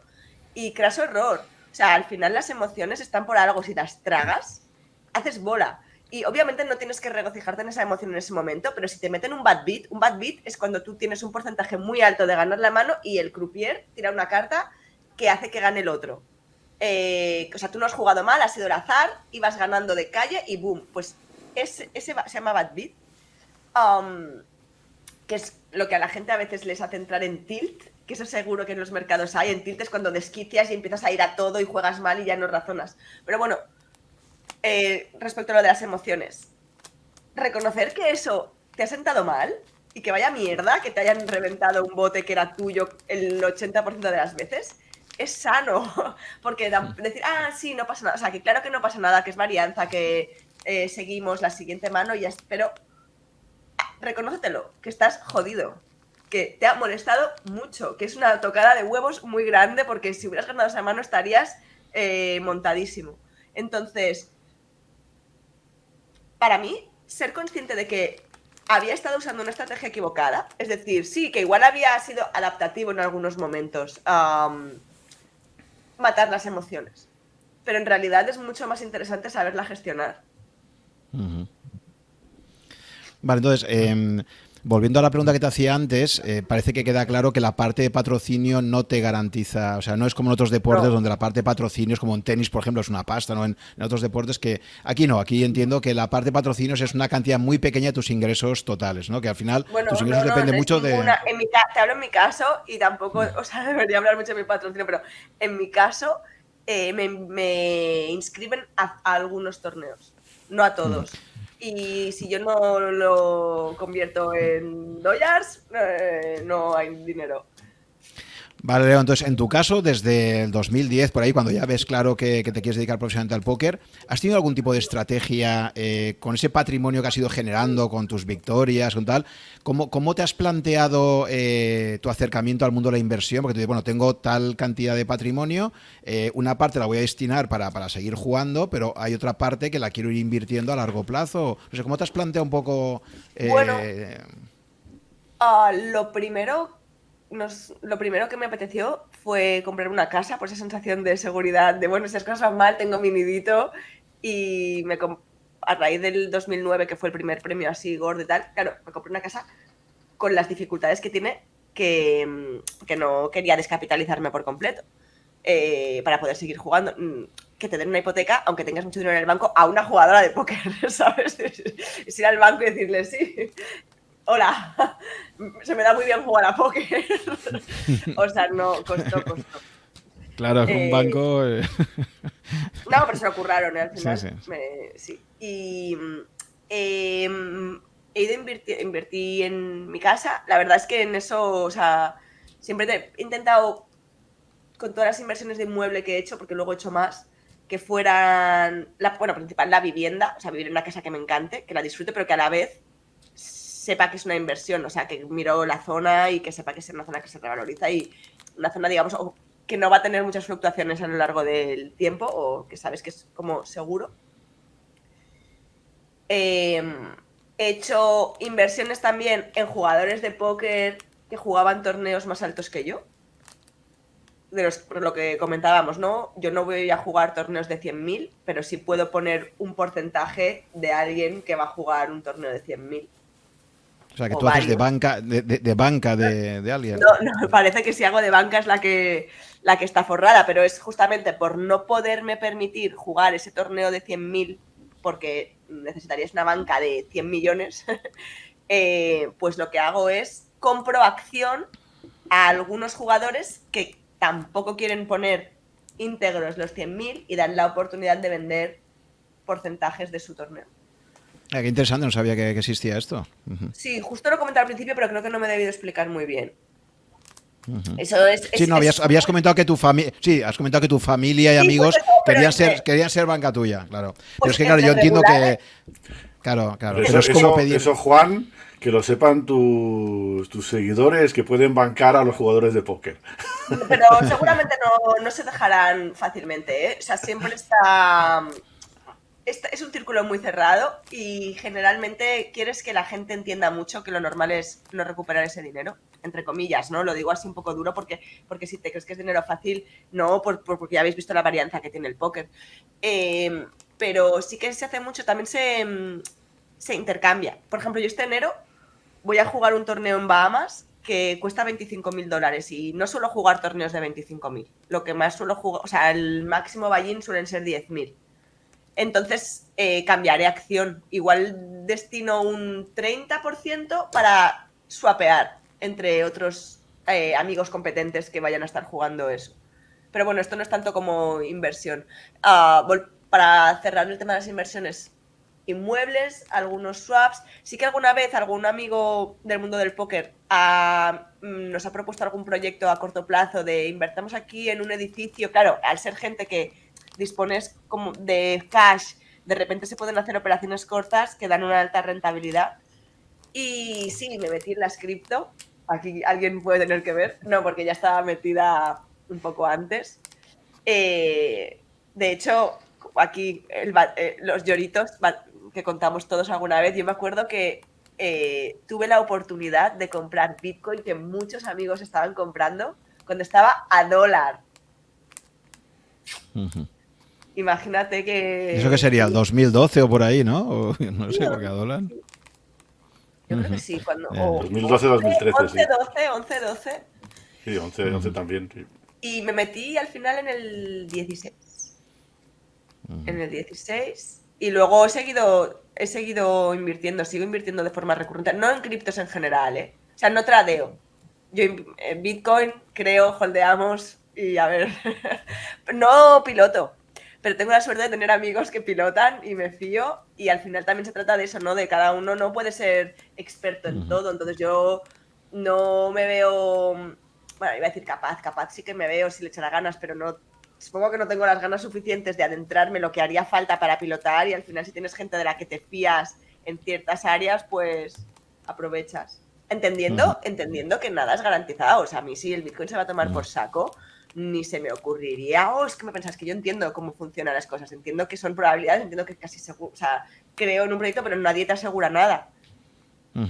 Pues en tu composición de cartera te haces, claro, aplicas ahí un poco también como un criterio de Kelly, decir, bueno, tengo que asumir que esto es muy arriesgado y podría perderlo todo. Es decir, y sobre todo, sí, por lo que veo, todo no lo voy a perder nunca. Todo seguro que no lo voy a perder nunca. Y luego además hay que tener en cuenta el factor que estoy casada con un mediador de seguros que odia el riesgo, entonces me va capando todas las inversiones que él considera. No me las capa, pero bueno, debatimos un poco, llegamos a un punto medio. De vez en cuando tengo que hacer una de esas cosas como, ¿sabes? De bonos o cosas así aburridas. Eso es lo que te iba a preguntar, que las categorías habituales de activos financieros son, pues eso, comprar acciones en empresas cotizadas. Tengo acciones en el banco y cosas así. Pero eso a mí no me divierte tanto.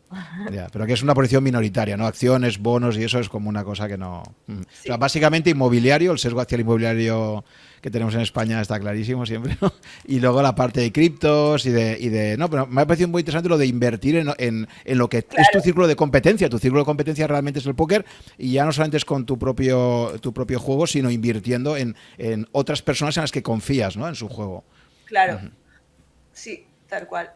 Porque una pregunta, es que es muy cultural, ¿no? De lo de los inmuebles que tenemos aquí en España, que nos encanta, es que yo no lo puedo resistir.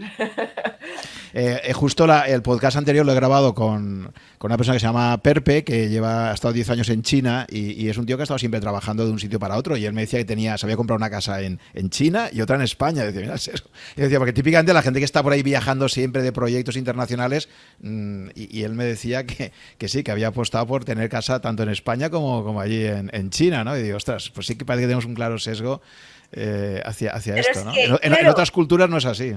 Ya, pero yo si tienes claro cuál es el campamento base, ostras, yo pienso lo que estaría pagando de alquiler por mi casa y vamos, no sé, se me quitan las... Pero te olvidas de la flexibilidad que da alquilar.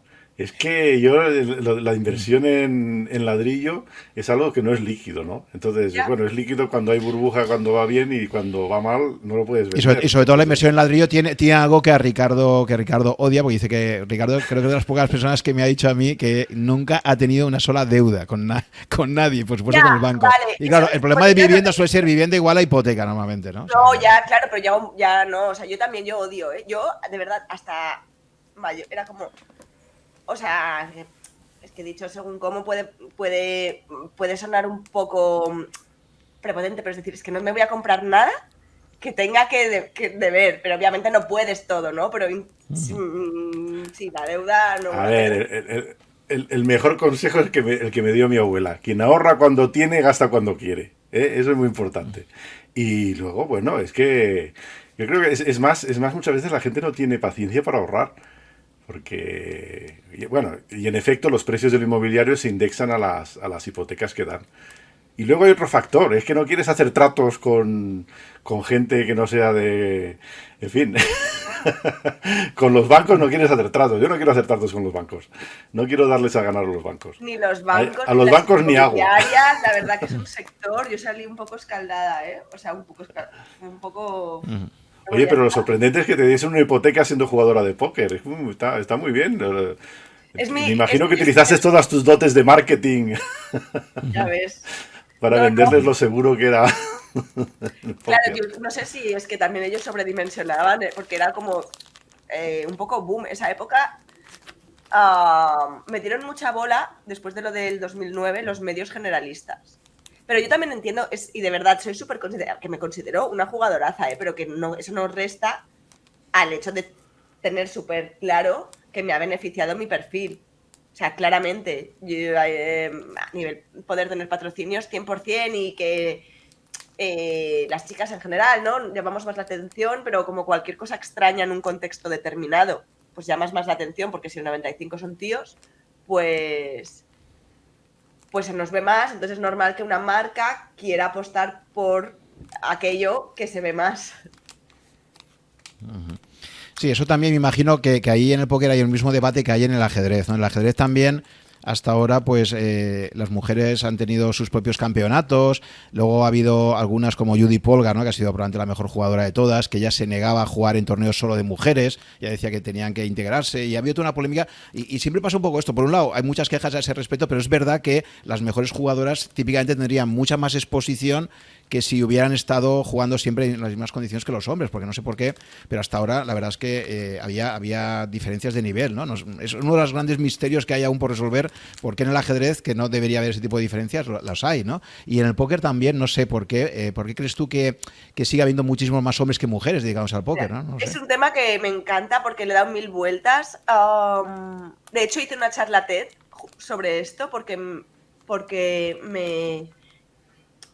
me intriga y me molesta un poco a la vez el enfoque que tiene la sociedad en general. Te cuento, o sea, yo cuando empecé en el póker, 2008, por ahí, éramos un 5%. Y yo pensaba, buah, ya verás que a la que la industria dedique más dinero a promocionar el póker, a la que el póker se haga más mainstream, se popularice, el número de chicas sube.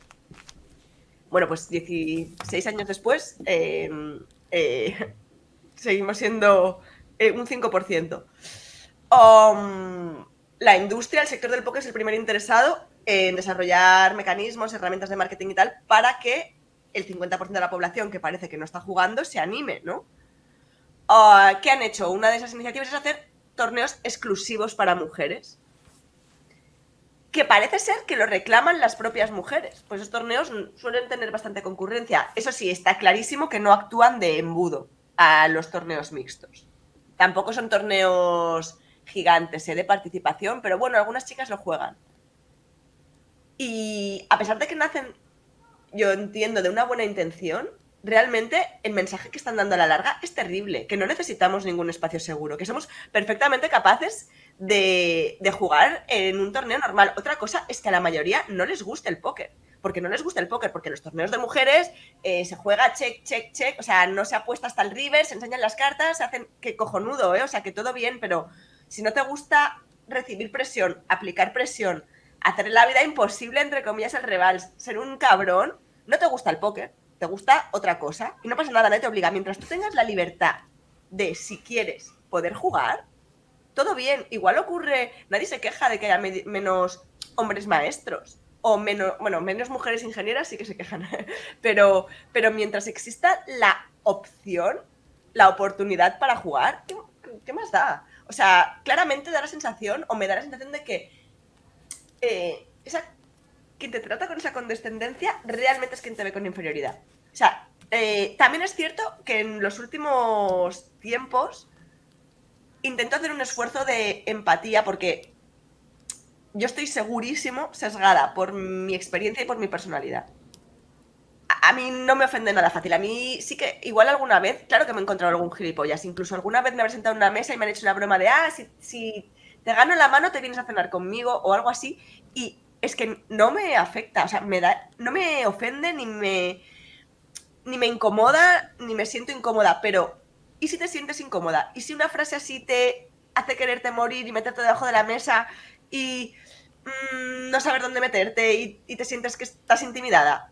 Claro, no lo sé, porque yo no soy así, pero creo que también tengo que hacer un esfuerzo en pensar qué se siente siendo así. Que al final también siempre digo que nadie te ofende sin tu consentimiento, pero no es blanco y negro.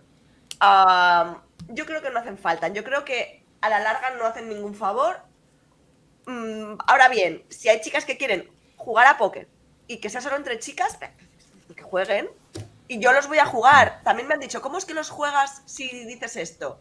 Los juego porque juego a póker para ganar dinero y son torneos más fáciles y a mí no necesito que me den una etiqueta de moralidad. Yo tengo muy claros mis principios y mis principios no me los da el jugar o no un ladies. Yo siempre que juego esos torneos les digo a las chicas, digo, hostias, si lo divertido es jugar entre todos, pero bueno, claro, allá cada uno, lo divertido es muy subjetivo.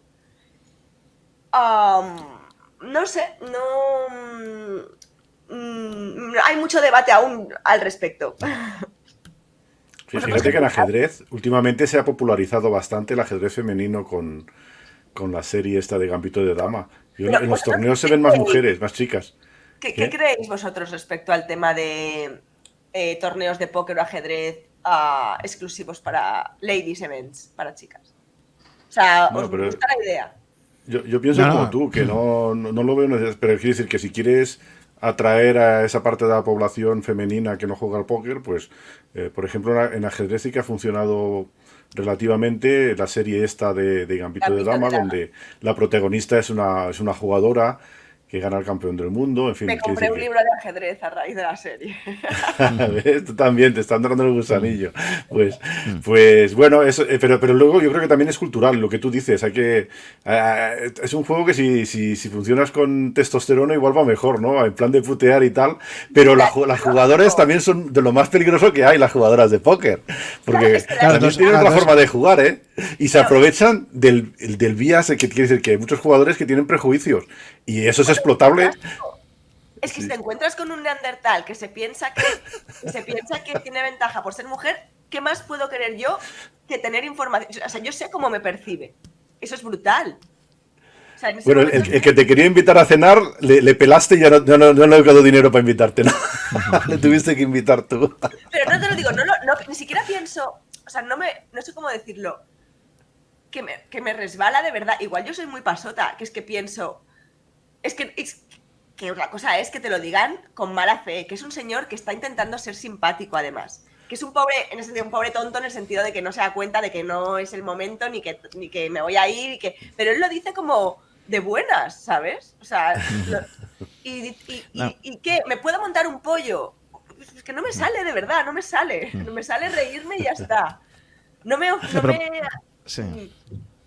Está claro, no, pero a ver, la reflexión es ¿por qué crees que... Es que pasa lo mismo en el ajedrez y es uno de los grandes misterios. ¿Por qué hay menos base de jugadoras, digamos, o de interés? Hay como un momento, porque cuando hasta los 12 o 14 años creo que es más o menos, en el ajedrez se ha visto también que hay más o menos la misma proporción de niños y niñas que quieren jugar. Pero hay un momento determinado como que esto cambia. Y, a ver, puede ser, en el caso del póker y del ajedrez, quizás, por eso, si tú vas a un club a jugar o a un casino y es mayoritariamente masculino, te puedes encontrar como un entorno hostil, ¿no? A lo mejor yo entiendo que las mujeres pueden decir, oye, no me siento muy a gusto aquí, esto está como muy sesgado hacia los hombres, pero, por ejemplo, online no tienes ese sesgo, ¿no? Tú online, no. En principio... online son un poco más, pero también muy pocas. Yo creo que es un tema en parte biológico. O sea, obviamente es un espectro, no es solo cultural o biológico, ¿no? El debate de siempre en casi todo, pero sí que hay una gran parte biológica en el sentido de que estamos cableados para que el hombre tenga menos aversión al riesgo y la mujer sea como más cuidadosa de los recursos. Esto es así. Y también la competitividad. Hace falta tener un espíritu competitivo. Y... Ese instinto asesino que decíamos, ese instinto de ganar, de no sé qué quizás. Exacto, no, y el instinto de que lo de la aversión al riesgo realmente yo creo que es muy clave porque desde antaño, desde el Pleistoceno, imagínate que los hombres hubieran padecido tanta aversión al riesgo que, pues como me encuentro un león, igual no salgo a cazar. Pues te mueres de hambre. Hay que salir a cazar y a jugarse la vida en la sabana. Y la mujer se quedaba cuidando de los niños, del hogar, tal. Y es muy difícil luchar contra algo que es casi instintivo. Y ya te digo, claro que hay excepciones. Mira, yo soy una de ellas y tengo un montón de amigas jugadoras de póker que son buenísimas y que les pueden dar una paliza, figurativamente hablando, a muchos jugadores. Pero las menos. Igual que entiendo habrá ingenieras buenísimas, las menos, porque igual les atraen menos ese tipo de carrera. Inversoras en los mercados también. Por temas riesgos. ¿Hay estadísticas sobre eso, Juan? No, hay muchas menos. O sea, digo, claro, yo veo mi público mismo de oyentes es mayoritariamente masculino también. Entonces es curioso, ¿verdad? Todo el tema de trading, de inversión, tal, también. Claro, en Rankia lo debéis ver también, los usuarios y tal. Debe haber mucho más usuario masculino que femenino. En general, ¿no? mucho más masculino que femenino. Pues digo que es como un sesgo que se da. Hay otro tema, por ejemplo, que conozco bien en matemáticas. También hay bastantes más matemáticos que matemáticas. Es curioso porque, por ejemplo, en España, en la carrera, Al menos hace unos años había casi igual de número, ¿no? De estudiantes de matemáticas que mujeres o hombres. Pero luego a nivel de profesorado a la universidad, a nivel de catedráticos, hay bastante más hombres que mujeres. Y en Francia es curioso porque en Francia, yo por ejemplo estudié en la Escuela Normal Superior y el año que estudié era el segundo año que era mixto. Antes había dos escuelas normales, una para chicos y una para chicas. Y de hecho producían promociones de matemáticas cada año. Y luego al final lo hicieron mixto y claro, se entra ahí por oposición. Y de hecho, pues eran muchas menos chicas cuando yo, en mi promoción, no sé si éramos unos 25 26 y había 3 chicas solo. Entonces, sí, ha seguido siendo así. Entonces, de hecho, el que hagas cosas aparte puede favorecer, pero no está claro, porque, quiero decir, matemáticas también es diferente de ajedrez, póker o así, donde es más competitivo. También en el mundo académico hay una competición, ¿no? Por publicar artículos, en fin, pero no, tal vez es diferente. Bueno, la exposición también lo leí cuando estaba preparando mi charla TED, el hecho de presentar o dar la cara o representar suele dar un poco más como de vergüenza a las mujeres. O sea, no sé si esto también puede ser un factor cuando has hecho lo de los rectores y tal, que igual tienen como más notoriedad, que sea algo que eche un poco para atrás. No lo sé, ¿eh?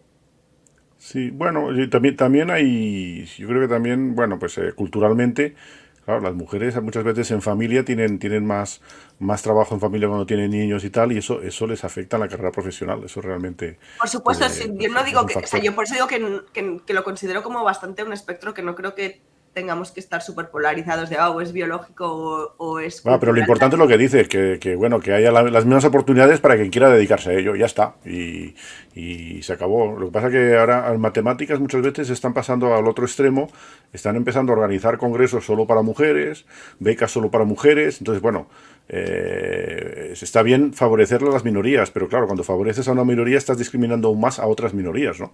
Entonces eso es bastante complicado de gestionar eso.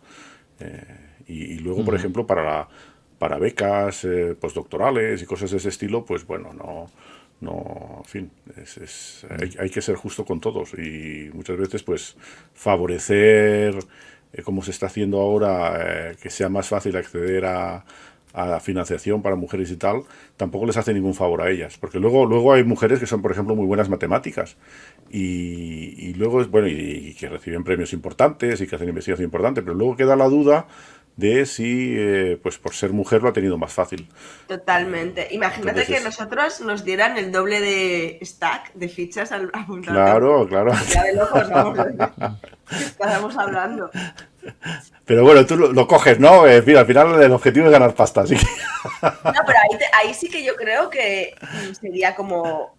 Porque lo otro es opcional, ¿no? Lo otro, si quieres jugar Sí. mujeres, pues, pero ahí yo no sé, ¿eh? O sea, ahí igual sí, pero pensaría... Bueno, ya lo pienso, no lo sé, porque llega un punto que es como... Me parecería una locura, la verdad. Vale, No me digas nunca, ¿no? por tocar otro tema que está ahora muy de actualidad en el ajedrez y que creo que también por lo que me decíais en el póker, el tema de las trampas. Claro, hemos hablado de inteligencia artificial, hemos hablado del protagonismo creciente que tiene el software. Claramente en el ajedrez, ya desde que en el año, creo que fue el año 97, Garry Kasparov pierde con Deep Blue, ya se vio claro que el mejor humano no podía competir de tú a tú con una máquina. En el Go, en el juego del Go, que es mucho más complejo aún, también se ha visto, ¿no? Cuando DeepMind le gana al mejor jugador de Go. Y en el tema del póker, como tú decías, Leo, la llegada de la inteligencia artificial, claro, te está dando unas posibilidades de analizar entornos súper complejos ahí muy interesantes, ¿no? Una cosa que me llama la atención cuando veo partidas de póker ahí que ponen en YouTube es que estáis todos con los auriculares puestos. Y yo decía, ostras, en esos auriculares les dejan estar con auriculares. Yo no sé si están escuchando música o a lo mejor alguien les está pasando por ahí información. Que el vecino lleva, ¿no?, JA3. Claro, no lo sé, o sea, porque claro, creo que ahí es como un entorno muy relajado, ¿no? Y no sé si... Y entonces, bueno, ahora que está tan de moda en el ajedrez esto, a raíz de, bueno, supongo que todo el mundo ha salido ya hasta en el Wall Street Journal, ¿no? Pero aquí me imagino que también está sucediendo esto, quizás hay cada vez más polémica al respecto.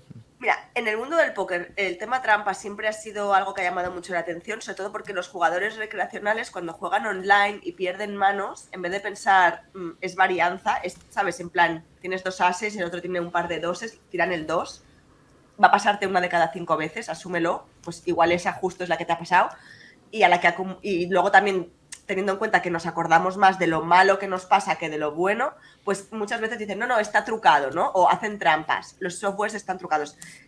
Para analizar cuando hablamos de trampas en el póker, todos los ámbitos que hay.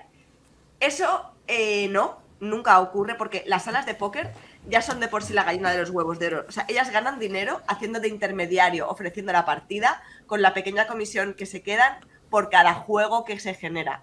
Tienen unos departamentos antifraude que alucinaríais, o sea, con cientos de personas está en su propio beneficio que el negocio sea lo más seguro posible. Ahora bien, ese departamento antifraude lo que hace precisamente es luchar contra bots.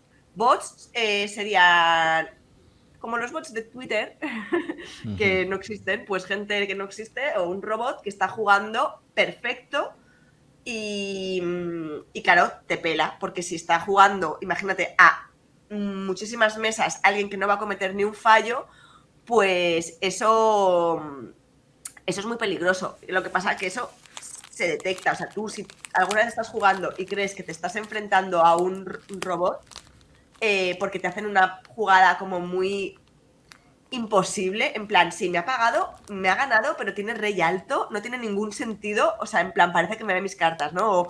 O dices, es que, ¿cómo ha podido saberlo? O ha hecho una jugada muy espectacular. Puedes denunciarlo y se analizará. Esto online. Somos muy relajados los jugadores de póker. O sea, Pero hay trampas en póker, ¿eh? Quiere decir que realmente hay gente que marca las cartas, en fin, ha pasado en los casinos y online. Y online es mucho más difícil de controlar. Quiere decir que, sí, pero aunque controlen mucho las casas de juego, quiere decir, sobre todo lo que veo más peligroso son las colusiones entre jugadores. Sí, Quiere decir que, pero por ejemplo, por eso yo siempre le digo a la gente, jugad en casinos. A mí me han invitado a partidas privadas que dices, madre mía, o sea, quiero ir, pero no voy porque ya, imagínate que pierdes una mano rara, ya te quedas rayado, ya no sabes, o sea, yo quiero ir a partidas en las que sepa que todo es íntegramente limpio y transparente. Los casinos suele ser así, o sea, en los casinos, a no ser que estemos ya hablando de la conspiranoica con gente del casino o ¿sabes? Gente que monta en stream con pinchado. Pero yo todos los casinos en los que juego me siento ultra segura. Ahora bien, partidas de estas así que igual se montan algunas veces, no voy. No me compensa quedarme luego igual con la rayada de y si ha habido algo raro. Por lo que dice Ricardo, más que por temas tecnológicos, que también, claro, a medida que avanza la tecnología es muy fácil ponerles chips a las cartas o cosas. Pero incluso tintas, gente que juega con unas gafas especiales y puedes usar algún boli, ¿no? Ese había uno en Torrelodones que hizo eso. Lo que pasa que a mí lo que me sorprendió, una vez le pescaron, marcaba la carta con tinta invisible que él veía con unas lentillas especiales y las medidas del casino fue echarle y no dejarle volver a entrar, pero había estado jugando meses ahí. Y luego fue a Barcelona y ya le tenían detectado y no le dejaron entrar, pero en España no hay mucha sanción a eso, ¿eh? Que en otros países, en Estados Unidos, si demuestran que están haciendo trampa, tienes un problema serio. El país del lazarillo, ¿no? Sí, que es básicamente lo mismo que está pasando ahora en el ajedrez, ¿no? Que se dice, o se pone un sistema de incentivos donde si te pillan, por ejemplo, el caso este famoso que hay ahora es una persona que ya se ha acreditado y él mismo lo ha reconocido, que ha hecho trampas online. Y entonces, claro, se está diciendo, si no metes un sistema de incentivos que digas, oye, no te creas que por estar online, por hacer lo que te da la gana y luego te puedas decir que en el presencial, que no, yo en el presencial no hago trampas, no. Entonces, deberá haber algún tipo de penalizaciones que digas, si lo haces mal en el online, que sepas que eso te va a suponer una sanción de estar varios años sin poder jugar online u offline, ¿no? O sea, en el póker se hace, ¿eh? Pillaron a un chaval jugando desde 2 cuentas, creo que fue, ¿sabes? En plan, imagínate un torneo, pues te apuntas desde tu cuenta y la de tu madre. Eso te van a pillar fácil, o sea, pero le pillaron y le prohibieron jugar el circuito de esa sala durante muchos años. Uh-huh. Y en los mercados, Ricardo, ¿crees que también hay trampas que se puede llevar Pues esto a los mercados financieros? Las trampas las hacen los profesionales, los institucionales, ¿no? No, a ver, no son trampas, pero todo lo que es el high frequency trading y frontrunnear y tal, ese tipo de estrategias, bueno, es decir, no son trampas, pero solamente está al alcance del que tiene un ordenador que se conecta, que puede operar en milisegundos, ¿no? Entonces, no sé si es trampa, se califica como trampa o no, pero está claro que cuando uno pues tradea en el mercado donde hay elementos que juegan con esa tecnología, estás en desventaja clara. Entonces, bueno, pero luego también, por supuesto que hay trampas. Es decir, ya ves, hay una cuenta paródica de Nancy Pelosi en Twitter donde te explica los trades de Nancy Pelosi. Entonces, todos los insider trading de no solamente Nancy Pelosi, pero bastantes políticos en Estados Unidos empieza a ser, en fin, empieza a llamar bastante la atención. Es decir, que gente que juega con información privilegiada, y eso es hacer trampas. Eso es hacer trampas y bueno, y además, bueno, en Estados Unidos está castigado de forma bastante dura, pero en otros países no tanto. Entonces hay bolsas que en fin, la bolsa no es algo de, en fin, no es de suma cero. Quiero decir, si hay gente que está haciendo trampas o que tiene información privilegiada, tu EV es negativo, salvo que puedas conseguir tú mejor información o un mejor entendimiento del mercado, ¿no? Es decir, tienes que compensar esa parte de pérdida. Pero bueno, como en el casino también, quiero decir, a ver, y en los torneos siempre hay una comisión del casino. Bueno, tienes que no estás jugando a suma cero contra los otros jugadores, estás en suma negativa, empezando por ahí, ¿no? Entonces tienes que salvar el rake, que es esa comisión. Exacto, claro. La comisión, el rake, tienes que estar por encima de ello, ¿no? Pero sí, todos estos juegos con trampas hay que saber dónde se mete uno, vaya. A ver, yo creo que llama mucho la atención. Yo siempre, es normal, porque es como morboso. Por suerte, lo digo, llevo muchos años, por suerte no es algo cotidiano. O sea, no es algo que a mí, por ejemplo, No. y me dedico a esto, no es algo que me preocupe. Sí. O sea, es algo que creo que es horrible en el sentido de que da una reputación muy mala a cualquiera de los dos juegos de los que estamos hablando, pero que al final, bueno, pues no, malhechores. Pero puestos a comparar, yo creo que el póker es mucho más limpio que los mercados, por ejemplo. Al profesional de póker no le interesa hacer trampas en absoluto. Quiero decir, él en general está por encima de, bueno, pues tiene un beneficio positivo y le interesa ser lo más limpio posible y sobre todo, si hace trampas una vez, puede perder su fuente de vida. Vaya, es que fíjate porque no hay muchas trampas, sobre todo a niveles altos, porque somos gente que sabemos analizar el riesgo-beneficio. Entonces, ¿sabes? Sí. Si por hacer una trampa estás como poniendo en riesgo a tu manera de ganarte la vida, ostras, aunque ha habido casos sonados, ¿no? De trampas. Había la casa esa, no me acuerdo cómo se llamaba, en Estados Unidos, donde hacían trampas y veían las cartas de los rivales. Quiero decir que es... ya no me acuerdo cómo se llama la casa de póker que... En fin, fue un escándalo bastante gordo. Bodog. Sí, una casa de juego online. Hace tiempo, dices, ¿verdad? Sí, hace años. Hace muchos años hubo un escándalo. Ahora 15 o 20 años igual, sí. Sí, claro, imagínate la frustración de estar jugando y no poder ganar una mano, y encima la gente también es que le echa una jeta porque sé más listo. O sea, yo no sé, el imposible, pero hipotético caso que estuvieras siendo la que hace trampas, eliges spots que vaya a colar, ¿sabes? No te vistas ahí. Bueno, es lo que le acusan al Niman, es que no hace trampas en todas las jugadas. Es que en una partida de ajedrez, con hacer trampas en dos jugadas, en dos posiciones complicadas, es suficiente para ponerse por encima, vaya. ¿Y cómo es la...? Por ejemplo, todo online. ¿Cómo son las trampas en ajedrez? O sea, ¿cómo...? No, pero esta le están acusando de hacer trampas en vivo. Porque, bueno... Ya, ¿y cómo se ejecutan? Es que no... O sea, ¿cómo...? Pues hay las hipótesis más diversas, no saben cómo. Pero bueno, desde las bolas vibradoras anales hasta, en fin, no saben.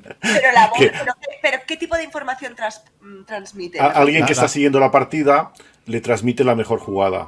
de alguna Sí. manera. O simplemente lo que decía el campeón mundial, decía, simplemente con que un ordenador te diga la valoración de la posición en un momento determinado, porque dice que estás en una posición compleja y tú intuyes que estás mejor, pero no lo sabes. Pero él decía, Es como... tú sabes la... Sí. O sea, que un ordenador te está dando una valoración de la posición Lo resumida. entiendo perfecto, como sería un real-time assistance. O sea, Sí, algo... te da una certidumbre jugase, que te pone muy, muy por encima, sí. claro, como si yo jugara en vivo o online, con la posibilidad de ejecutar estos programas que utilizo cuando no estoy jugando para repasar y me pudieran dar la información a tiempo real. Eso es, sí, sí. Claro, imagínate. Pero fíjate que es curioso porque en Póker Online se utilizan programas de tipo estadístico para recopilar manos de los rivales, para tener información, recopilar información de los rivales. O sea, hay todo un debate sobre qué tipo de software se autoriza para jugar en las salas de juego, ¿no?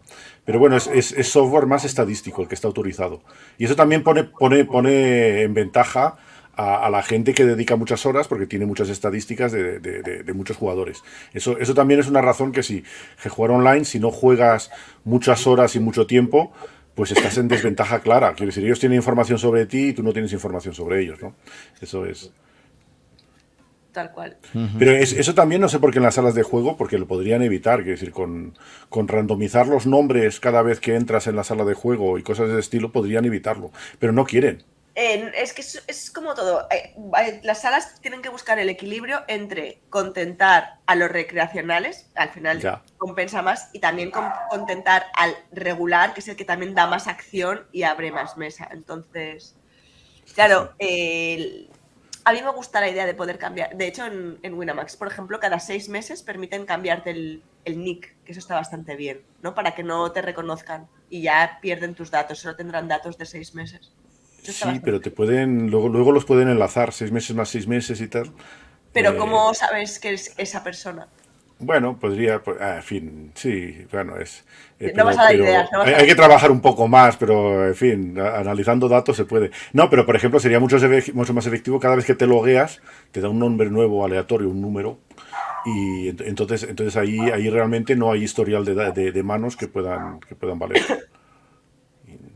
Pues Muy bien, podrías optar al departamento antifraude de alguna Pero manera. eso nos gusta a los que jugáis regularmente, ¿eh? Quiero decir, porque claro, ya no tenéis, os fastidiamos las estadísticas. Pero tú piensas que, por otro lado, bueno, pues vendrían más amateurs también. Sí, no, por supuesto, lo único que jugaríamos a menos mesas, tampoco pasaría nada. No, yo en esto soy muy purista, ¿eh? Yo si me dicen, nos cargamos, lo que no quiero es como que alguien puede correr con zapatillas y tú vas descalzo. Pues no, si hay quien va con zapatillas, yo también. Pero si se pudiera Sí. asegurar que todo el mundo va descalzo, yo voy descalzo. No, pero por ejemplo, por ejemplo, las partidas de ajedrez son públicas, todo el mundo tiene acceso a las partidas de ajedrez. En cambio, las manos me parece que está prohibido venderlas, ¿verdad? Pero bueno, hay bases de datos de manos. Data mining ya no se permite, se permitió una época y ya no está permitido. Pero bueno, al final la información circula, quiero decir, es que Sí. pasa eso también. Sí, sí. Como en los mercados, la información es poder. Tal cual. Muy bien, Leo, pues creo que tienes que salir tú ahora, que nos habías dicho que tenías que irte. Oye, se me ha pasado volando, de verdad ha sido un placer. Y nada, que gracias por invitarme a tu podcast. Gracias a Leo por tu disponibilidad y contarnos tus experiencias en este campo que es tan interesante y que yo personalmente no lo conozco apenas, pero veo que es un mundo pues como el del ajedrez, como el de las finanzas, ¿no? Cada uno de ellos tiene muchísimas cosas ahí donde profundizar y es interesantísimo. Se han quedado en el tintero un montón de paralelismos que tiene el póker, pero es que, bueno, Sí, si de verdad es que hay muchas cosas muchas estrategias que son muy parecidas en trading, en póker, en ajedrez. Sí. Bueno, chicos, oye, en serio, Muy de bien. verdad, súper a gusto y nada, hablamos, ¿vale? Muy bien. Pues Un nada, abrazo. Leo, venga, un abrazo. Chao. Ricardo, si quieres, por acabar de cerrar un poquito el tema, haciendo un poco de resumen en lo que es la relación entre el póker y las finanzas, desde tu punto de vista, ¿crees que hay más conexiones de las que normalmente lo que la gente cree? Sí. Por tu En experiencia. fin, quiero decir, un poco la gran diferencia con el ajedrez es que hay muchas más probabilidades. Al final, como en póker como en finanzas, lo que tienes que hacer es jugar de manera a poner las probabilidades de tu lado, ¿no? y luego pues basado en eso pues tienes todo lo que es gestión de banca, criterio Kelly, etcétera, que es una parte importante tanto de finanzas como de póker, que es fundamental. Y luego, bueno, hay la mecánica propia del juego o del trading, que ya depende pues del mercado, de la situación, en fin, de las mesas, en fin, hay toda la parte de que ha hablado Leo, que bueno, hay muchas variables en póker y seguramente en finanzas hay muchas más variables. Tal vez lo que sea más simple en finanzas es que tú operas contra un jugador, que es el mercado, que es una media de, ¿no? Entonces, sí, sí, es muy interesante. En tu caso, ¿cómo fue tu relación con el póker y o sea, póker, ajedrez, finanzas? ¿En qué orden te No, fuiste metiendo ahí? yo siempre he jugado ajedrez. Yo siempre he jugado ajedrez. Entonces, luego desde pequeño. Entonces, porque mi abuelo jugaba, mi padre jugaba. Entonces, en Barcelona había bastante tradición de torneos de ajedrez infantiles. Y luego más adelante, pues bueno, a ver, me dedico a las matemáticas. Entonces, dejé un poco de jugar hasta que acabé la tesis. Y luego, cuando acabé la tesis, volví a jugar un poco. Y entonces, cuando viví en Estados Unidos, me aficioné por el trading. Y póker he jugado únicamente más, pues hará 15 años que juego. Y en serio, pues hará pues 8 bueno, en serio dentro de una actividad amateur que tengo, pues hará 8 o 9 años, ¿no? Y bueno, pues lo bueno es que cuando, no sé, yo creo que tanto la práctica del ajedrez como te aporta bastante para el póker. Muchas veces me he preguntado por qué, ¿no? Porque es curioso porque en ajedrez no hay las probabilidades que hay en el póker. Pero hay algo que yo creo que muchos de los jugadores de ajedrez que se dedican al póker luego son muy buenos jugadores de póker.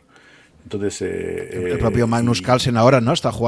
Magnus Carlsen bueno, está jugando sí, a la póker y tal. Está ahí, ¿no? sí, O sí, sea, sí. Entonces yo creo que la Cefalor. razón de verdad es que en ajedrez lo importante es no solamente hacer un plan de juego, sino anticipar el plan del rival, ¿no? Entonces tú tienes que hacer un plan anticipando lo que él está intentando hacer, lo que quiere hacer. Bueno, en póker lo fundamental no es la mano que tienes realmente importa poco. Lo que importa es qué rango de manos está jugando el rival y qué rango de manos percibe que tú tienes. Entonces, ese mecanismo, que es una agilidad que lo integramos los jugadores de ajedrez enseguida, cuando ya llegas a cierto nivel, que constantemente estás pensando no lo que voy a hacer, sino qué es lo que está intentando hacer, pues en póker es lo importante también. Entonces, en eso creo que es la mayor similitud de los dos juegos, ¿no? Es leer al rival, y eso es lo que te aporta pues una ventaja que te permite destacar respecto al resto, ¿no? El que mejor lee es el que mejor juega en cierta manera. Y esto aplicado al trading también, ¿qué aprendizajes en tu operativa como trader Bueno, crees hay, que hay- hay muchas sacas? estrategias que son similares. Entonces, por ejemplo, en ajedrez hay el principio de flexibilidad. Bueno, lo hemos comentado alguna ocasión, me parece, que bueno, tú puedes elegir entre varias jugadas, eliges la más flexible, ¿no? La que te permite luego continuar con diferentes planes. En póker también, en póker lo que tienes que evitar es meterte en un callejón sin salida. Entonces, cada vez que tomas decisiones estás desvelando información sobre tu mano y lo que tienes que evitar es meterte en un callejón sin salida. Y en trading también tienes los stop loss, ese es el mismo tipo de estrategia, ¿no? Si ves que el trade no va como pensabas y tal, metes un stop loss y sales del trade. En fin, son mecanismos quieres siempre poder salir de ese trade. O meterte en inversiones que sean líquidas y no meterte en algo que es ilíquido, que luego no vas a saber si vas a poder salir de esa inversión, ¿no? Y eso es uno de los principios. Luego hay un montón de otros principios. Uno famoso es el principio de Steinitz de acumulación de pequeñas ventajas.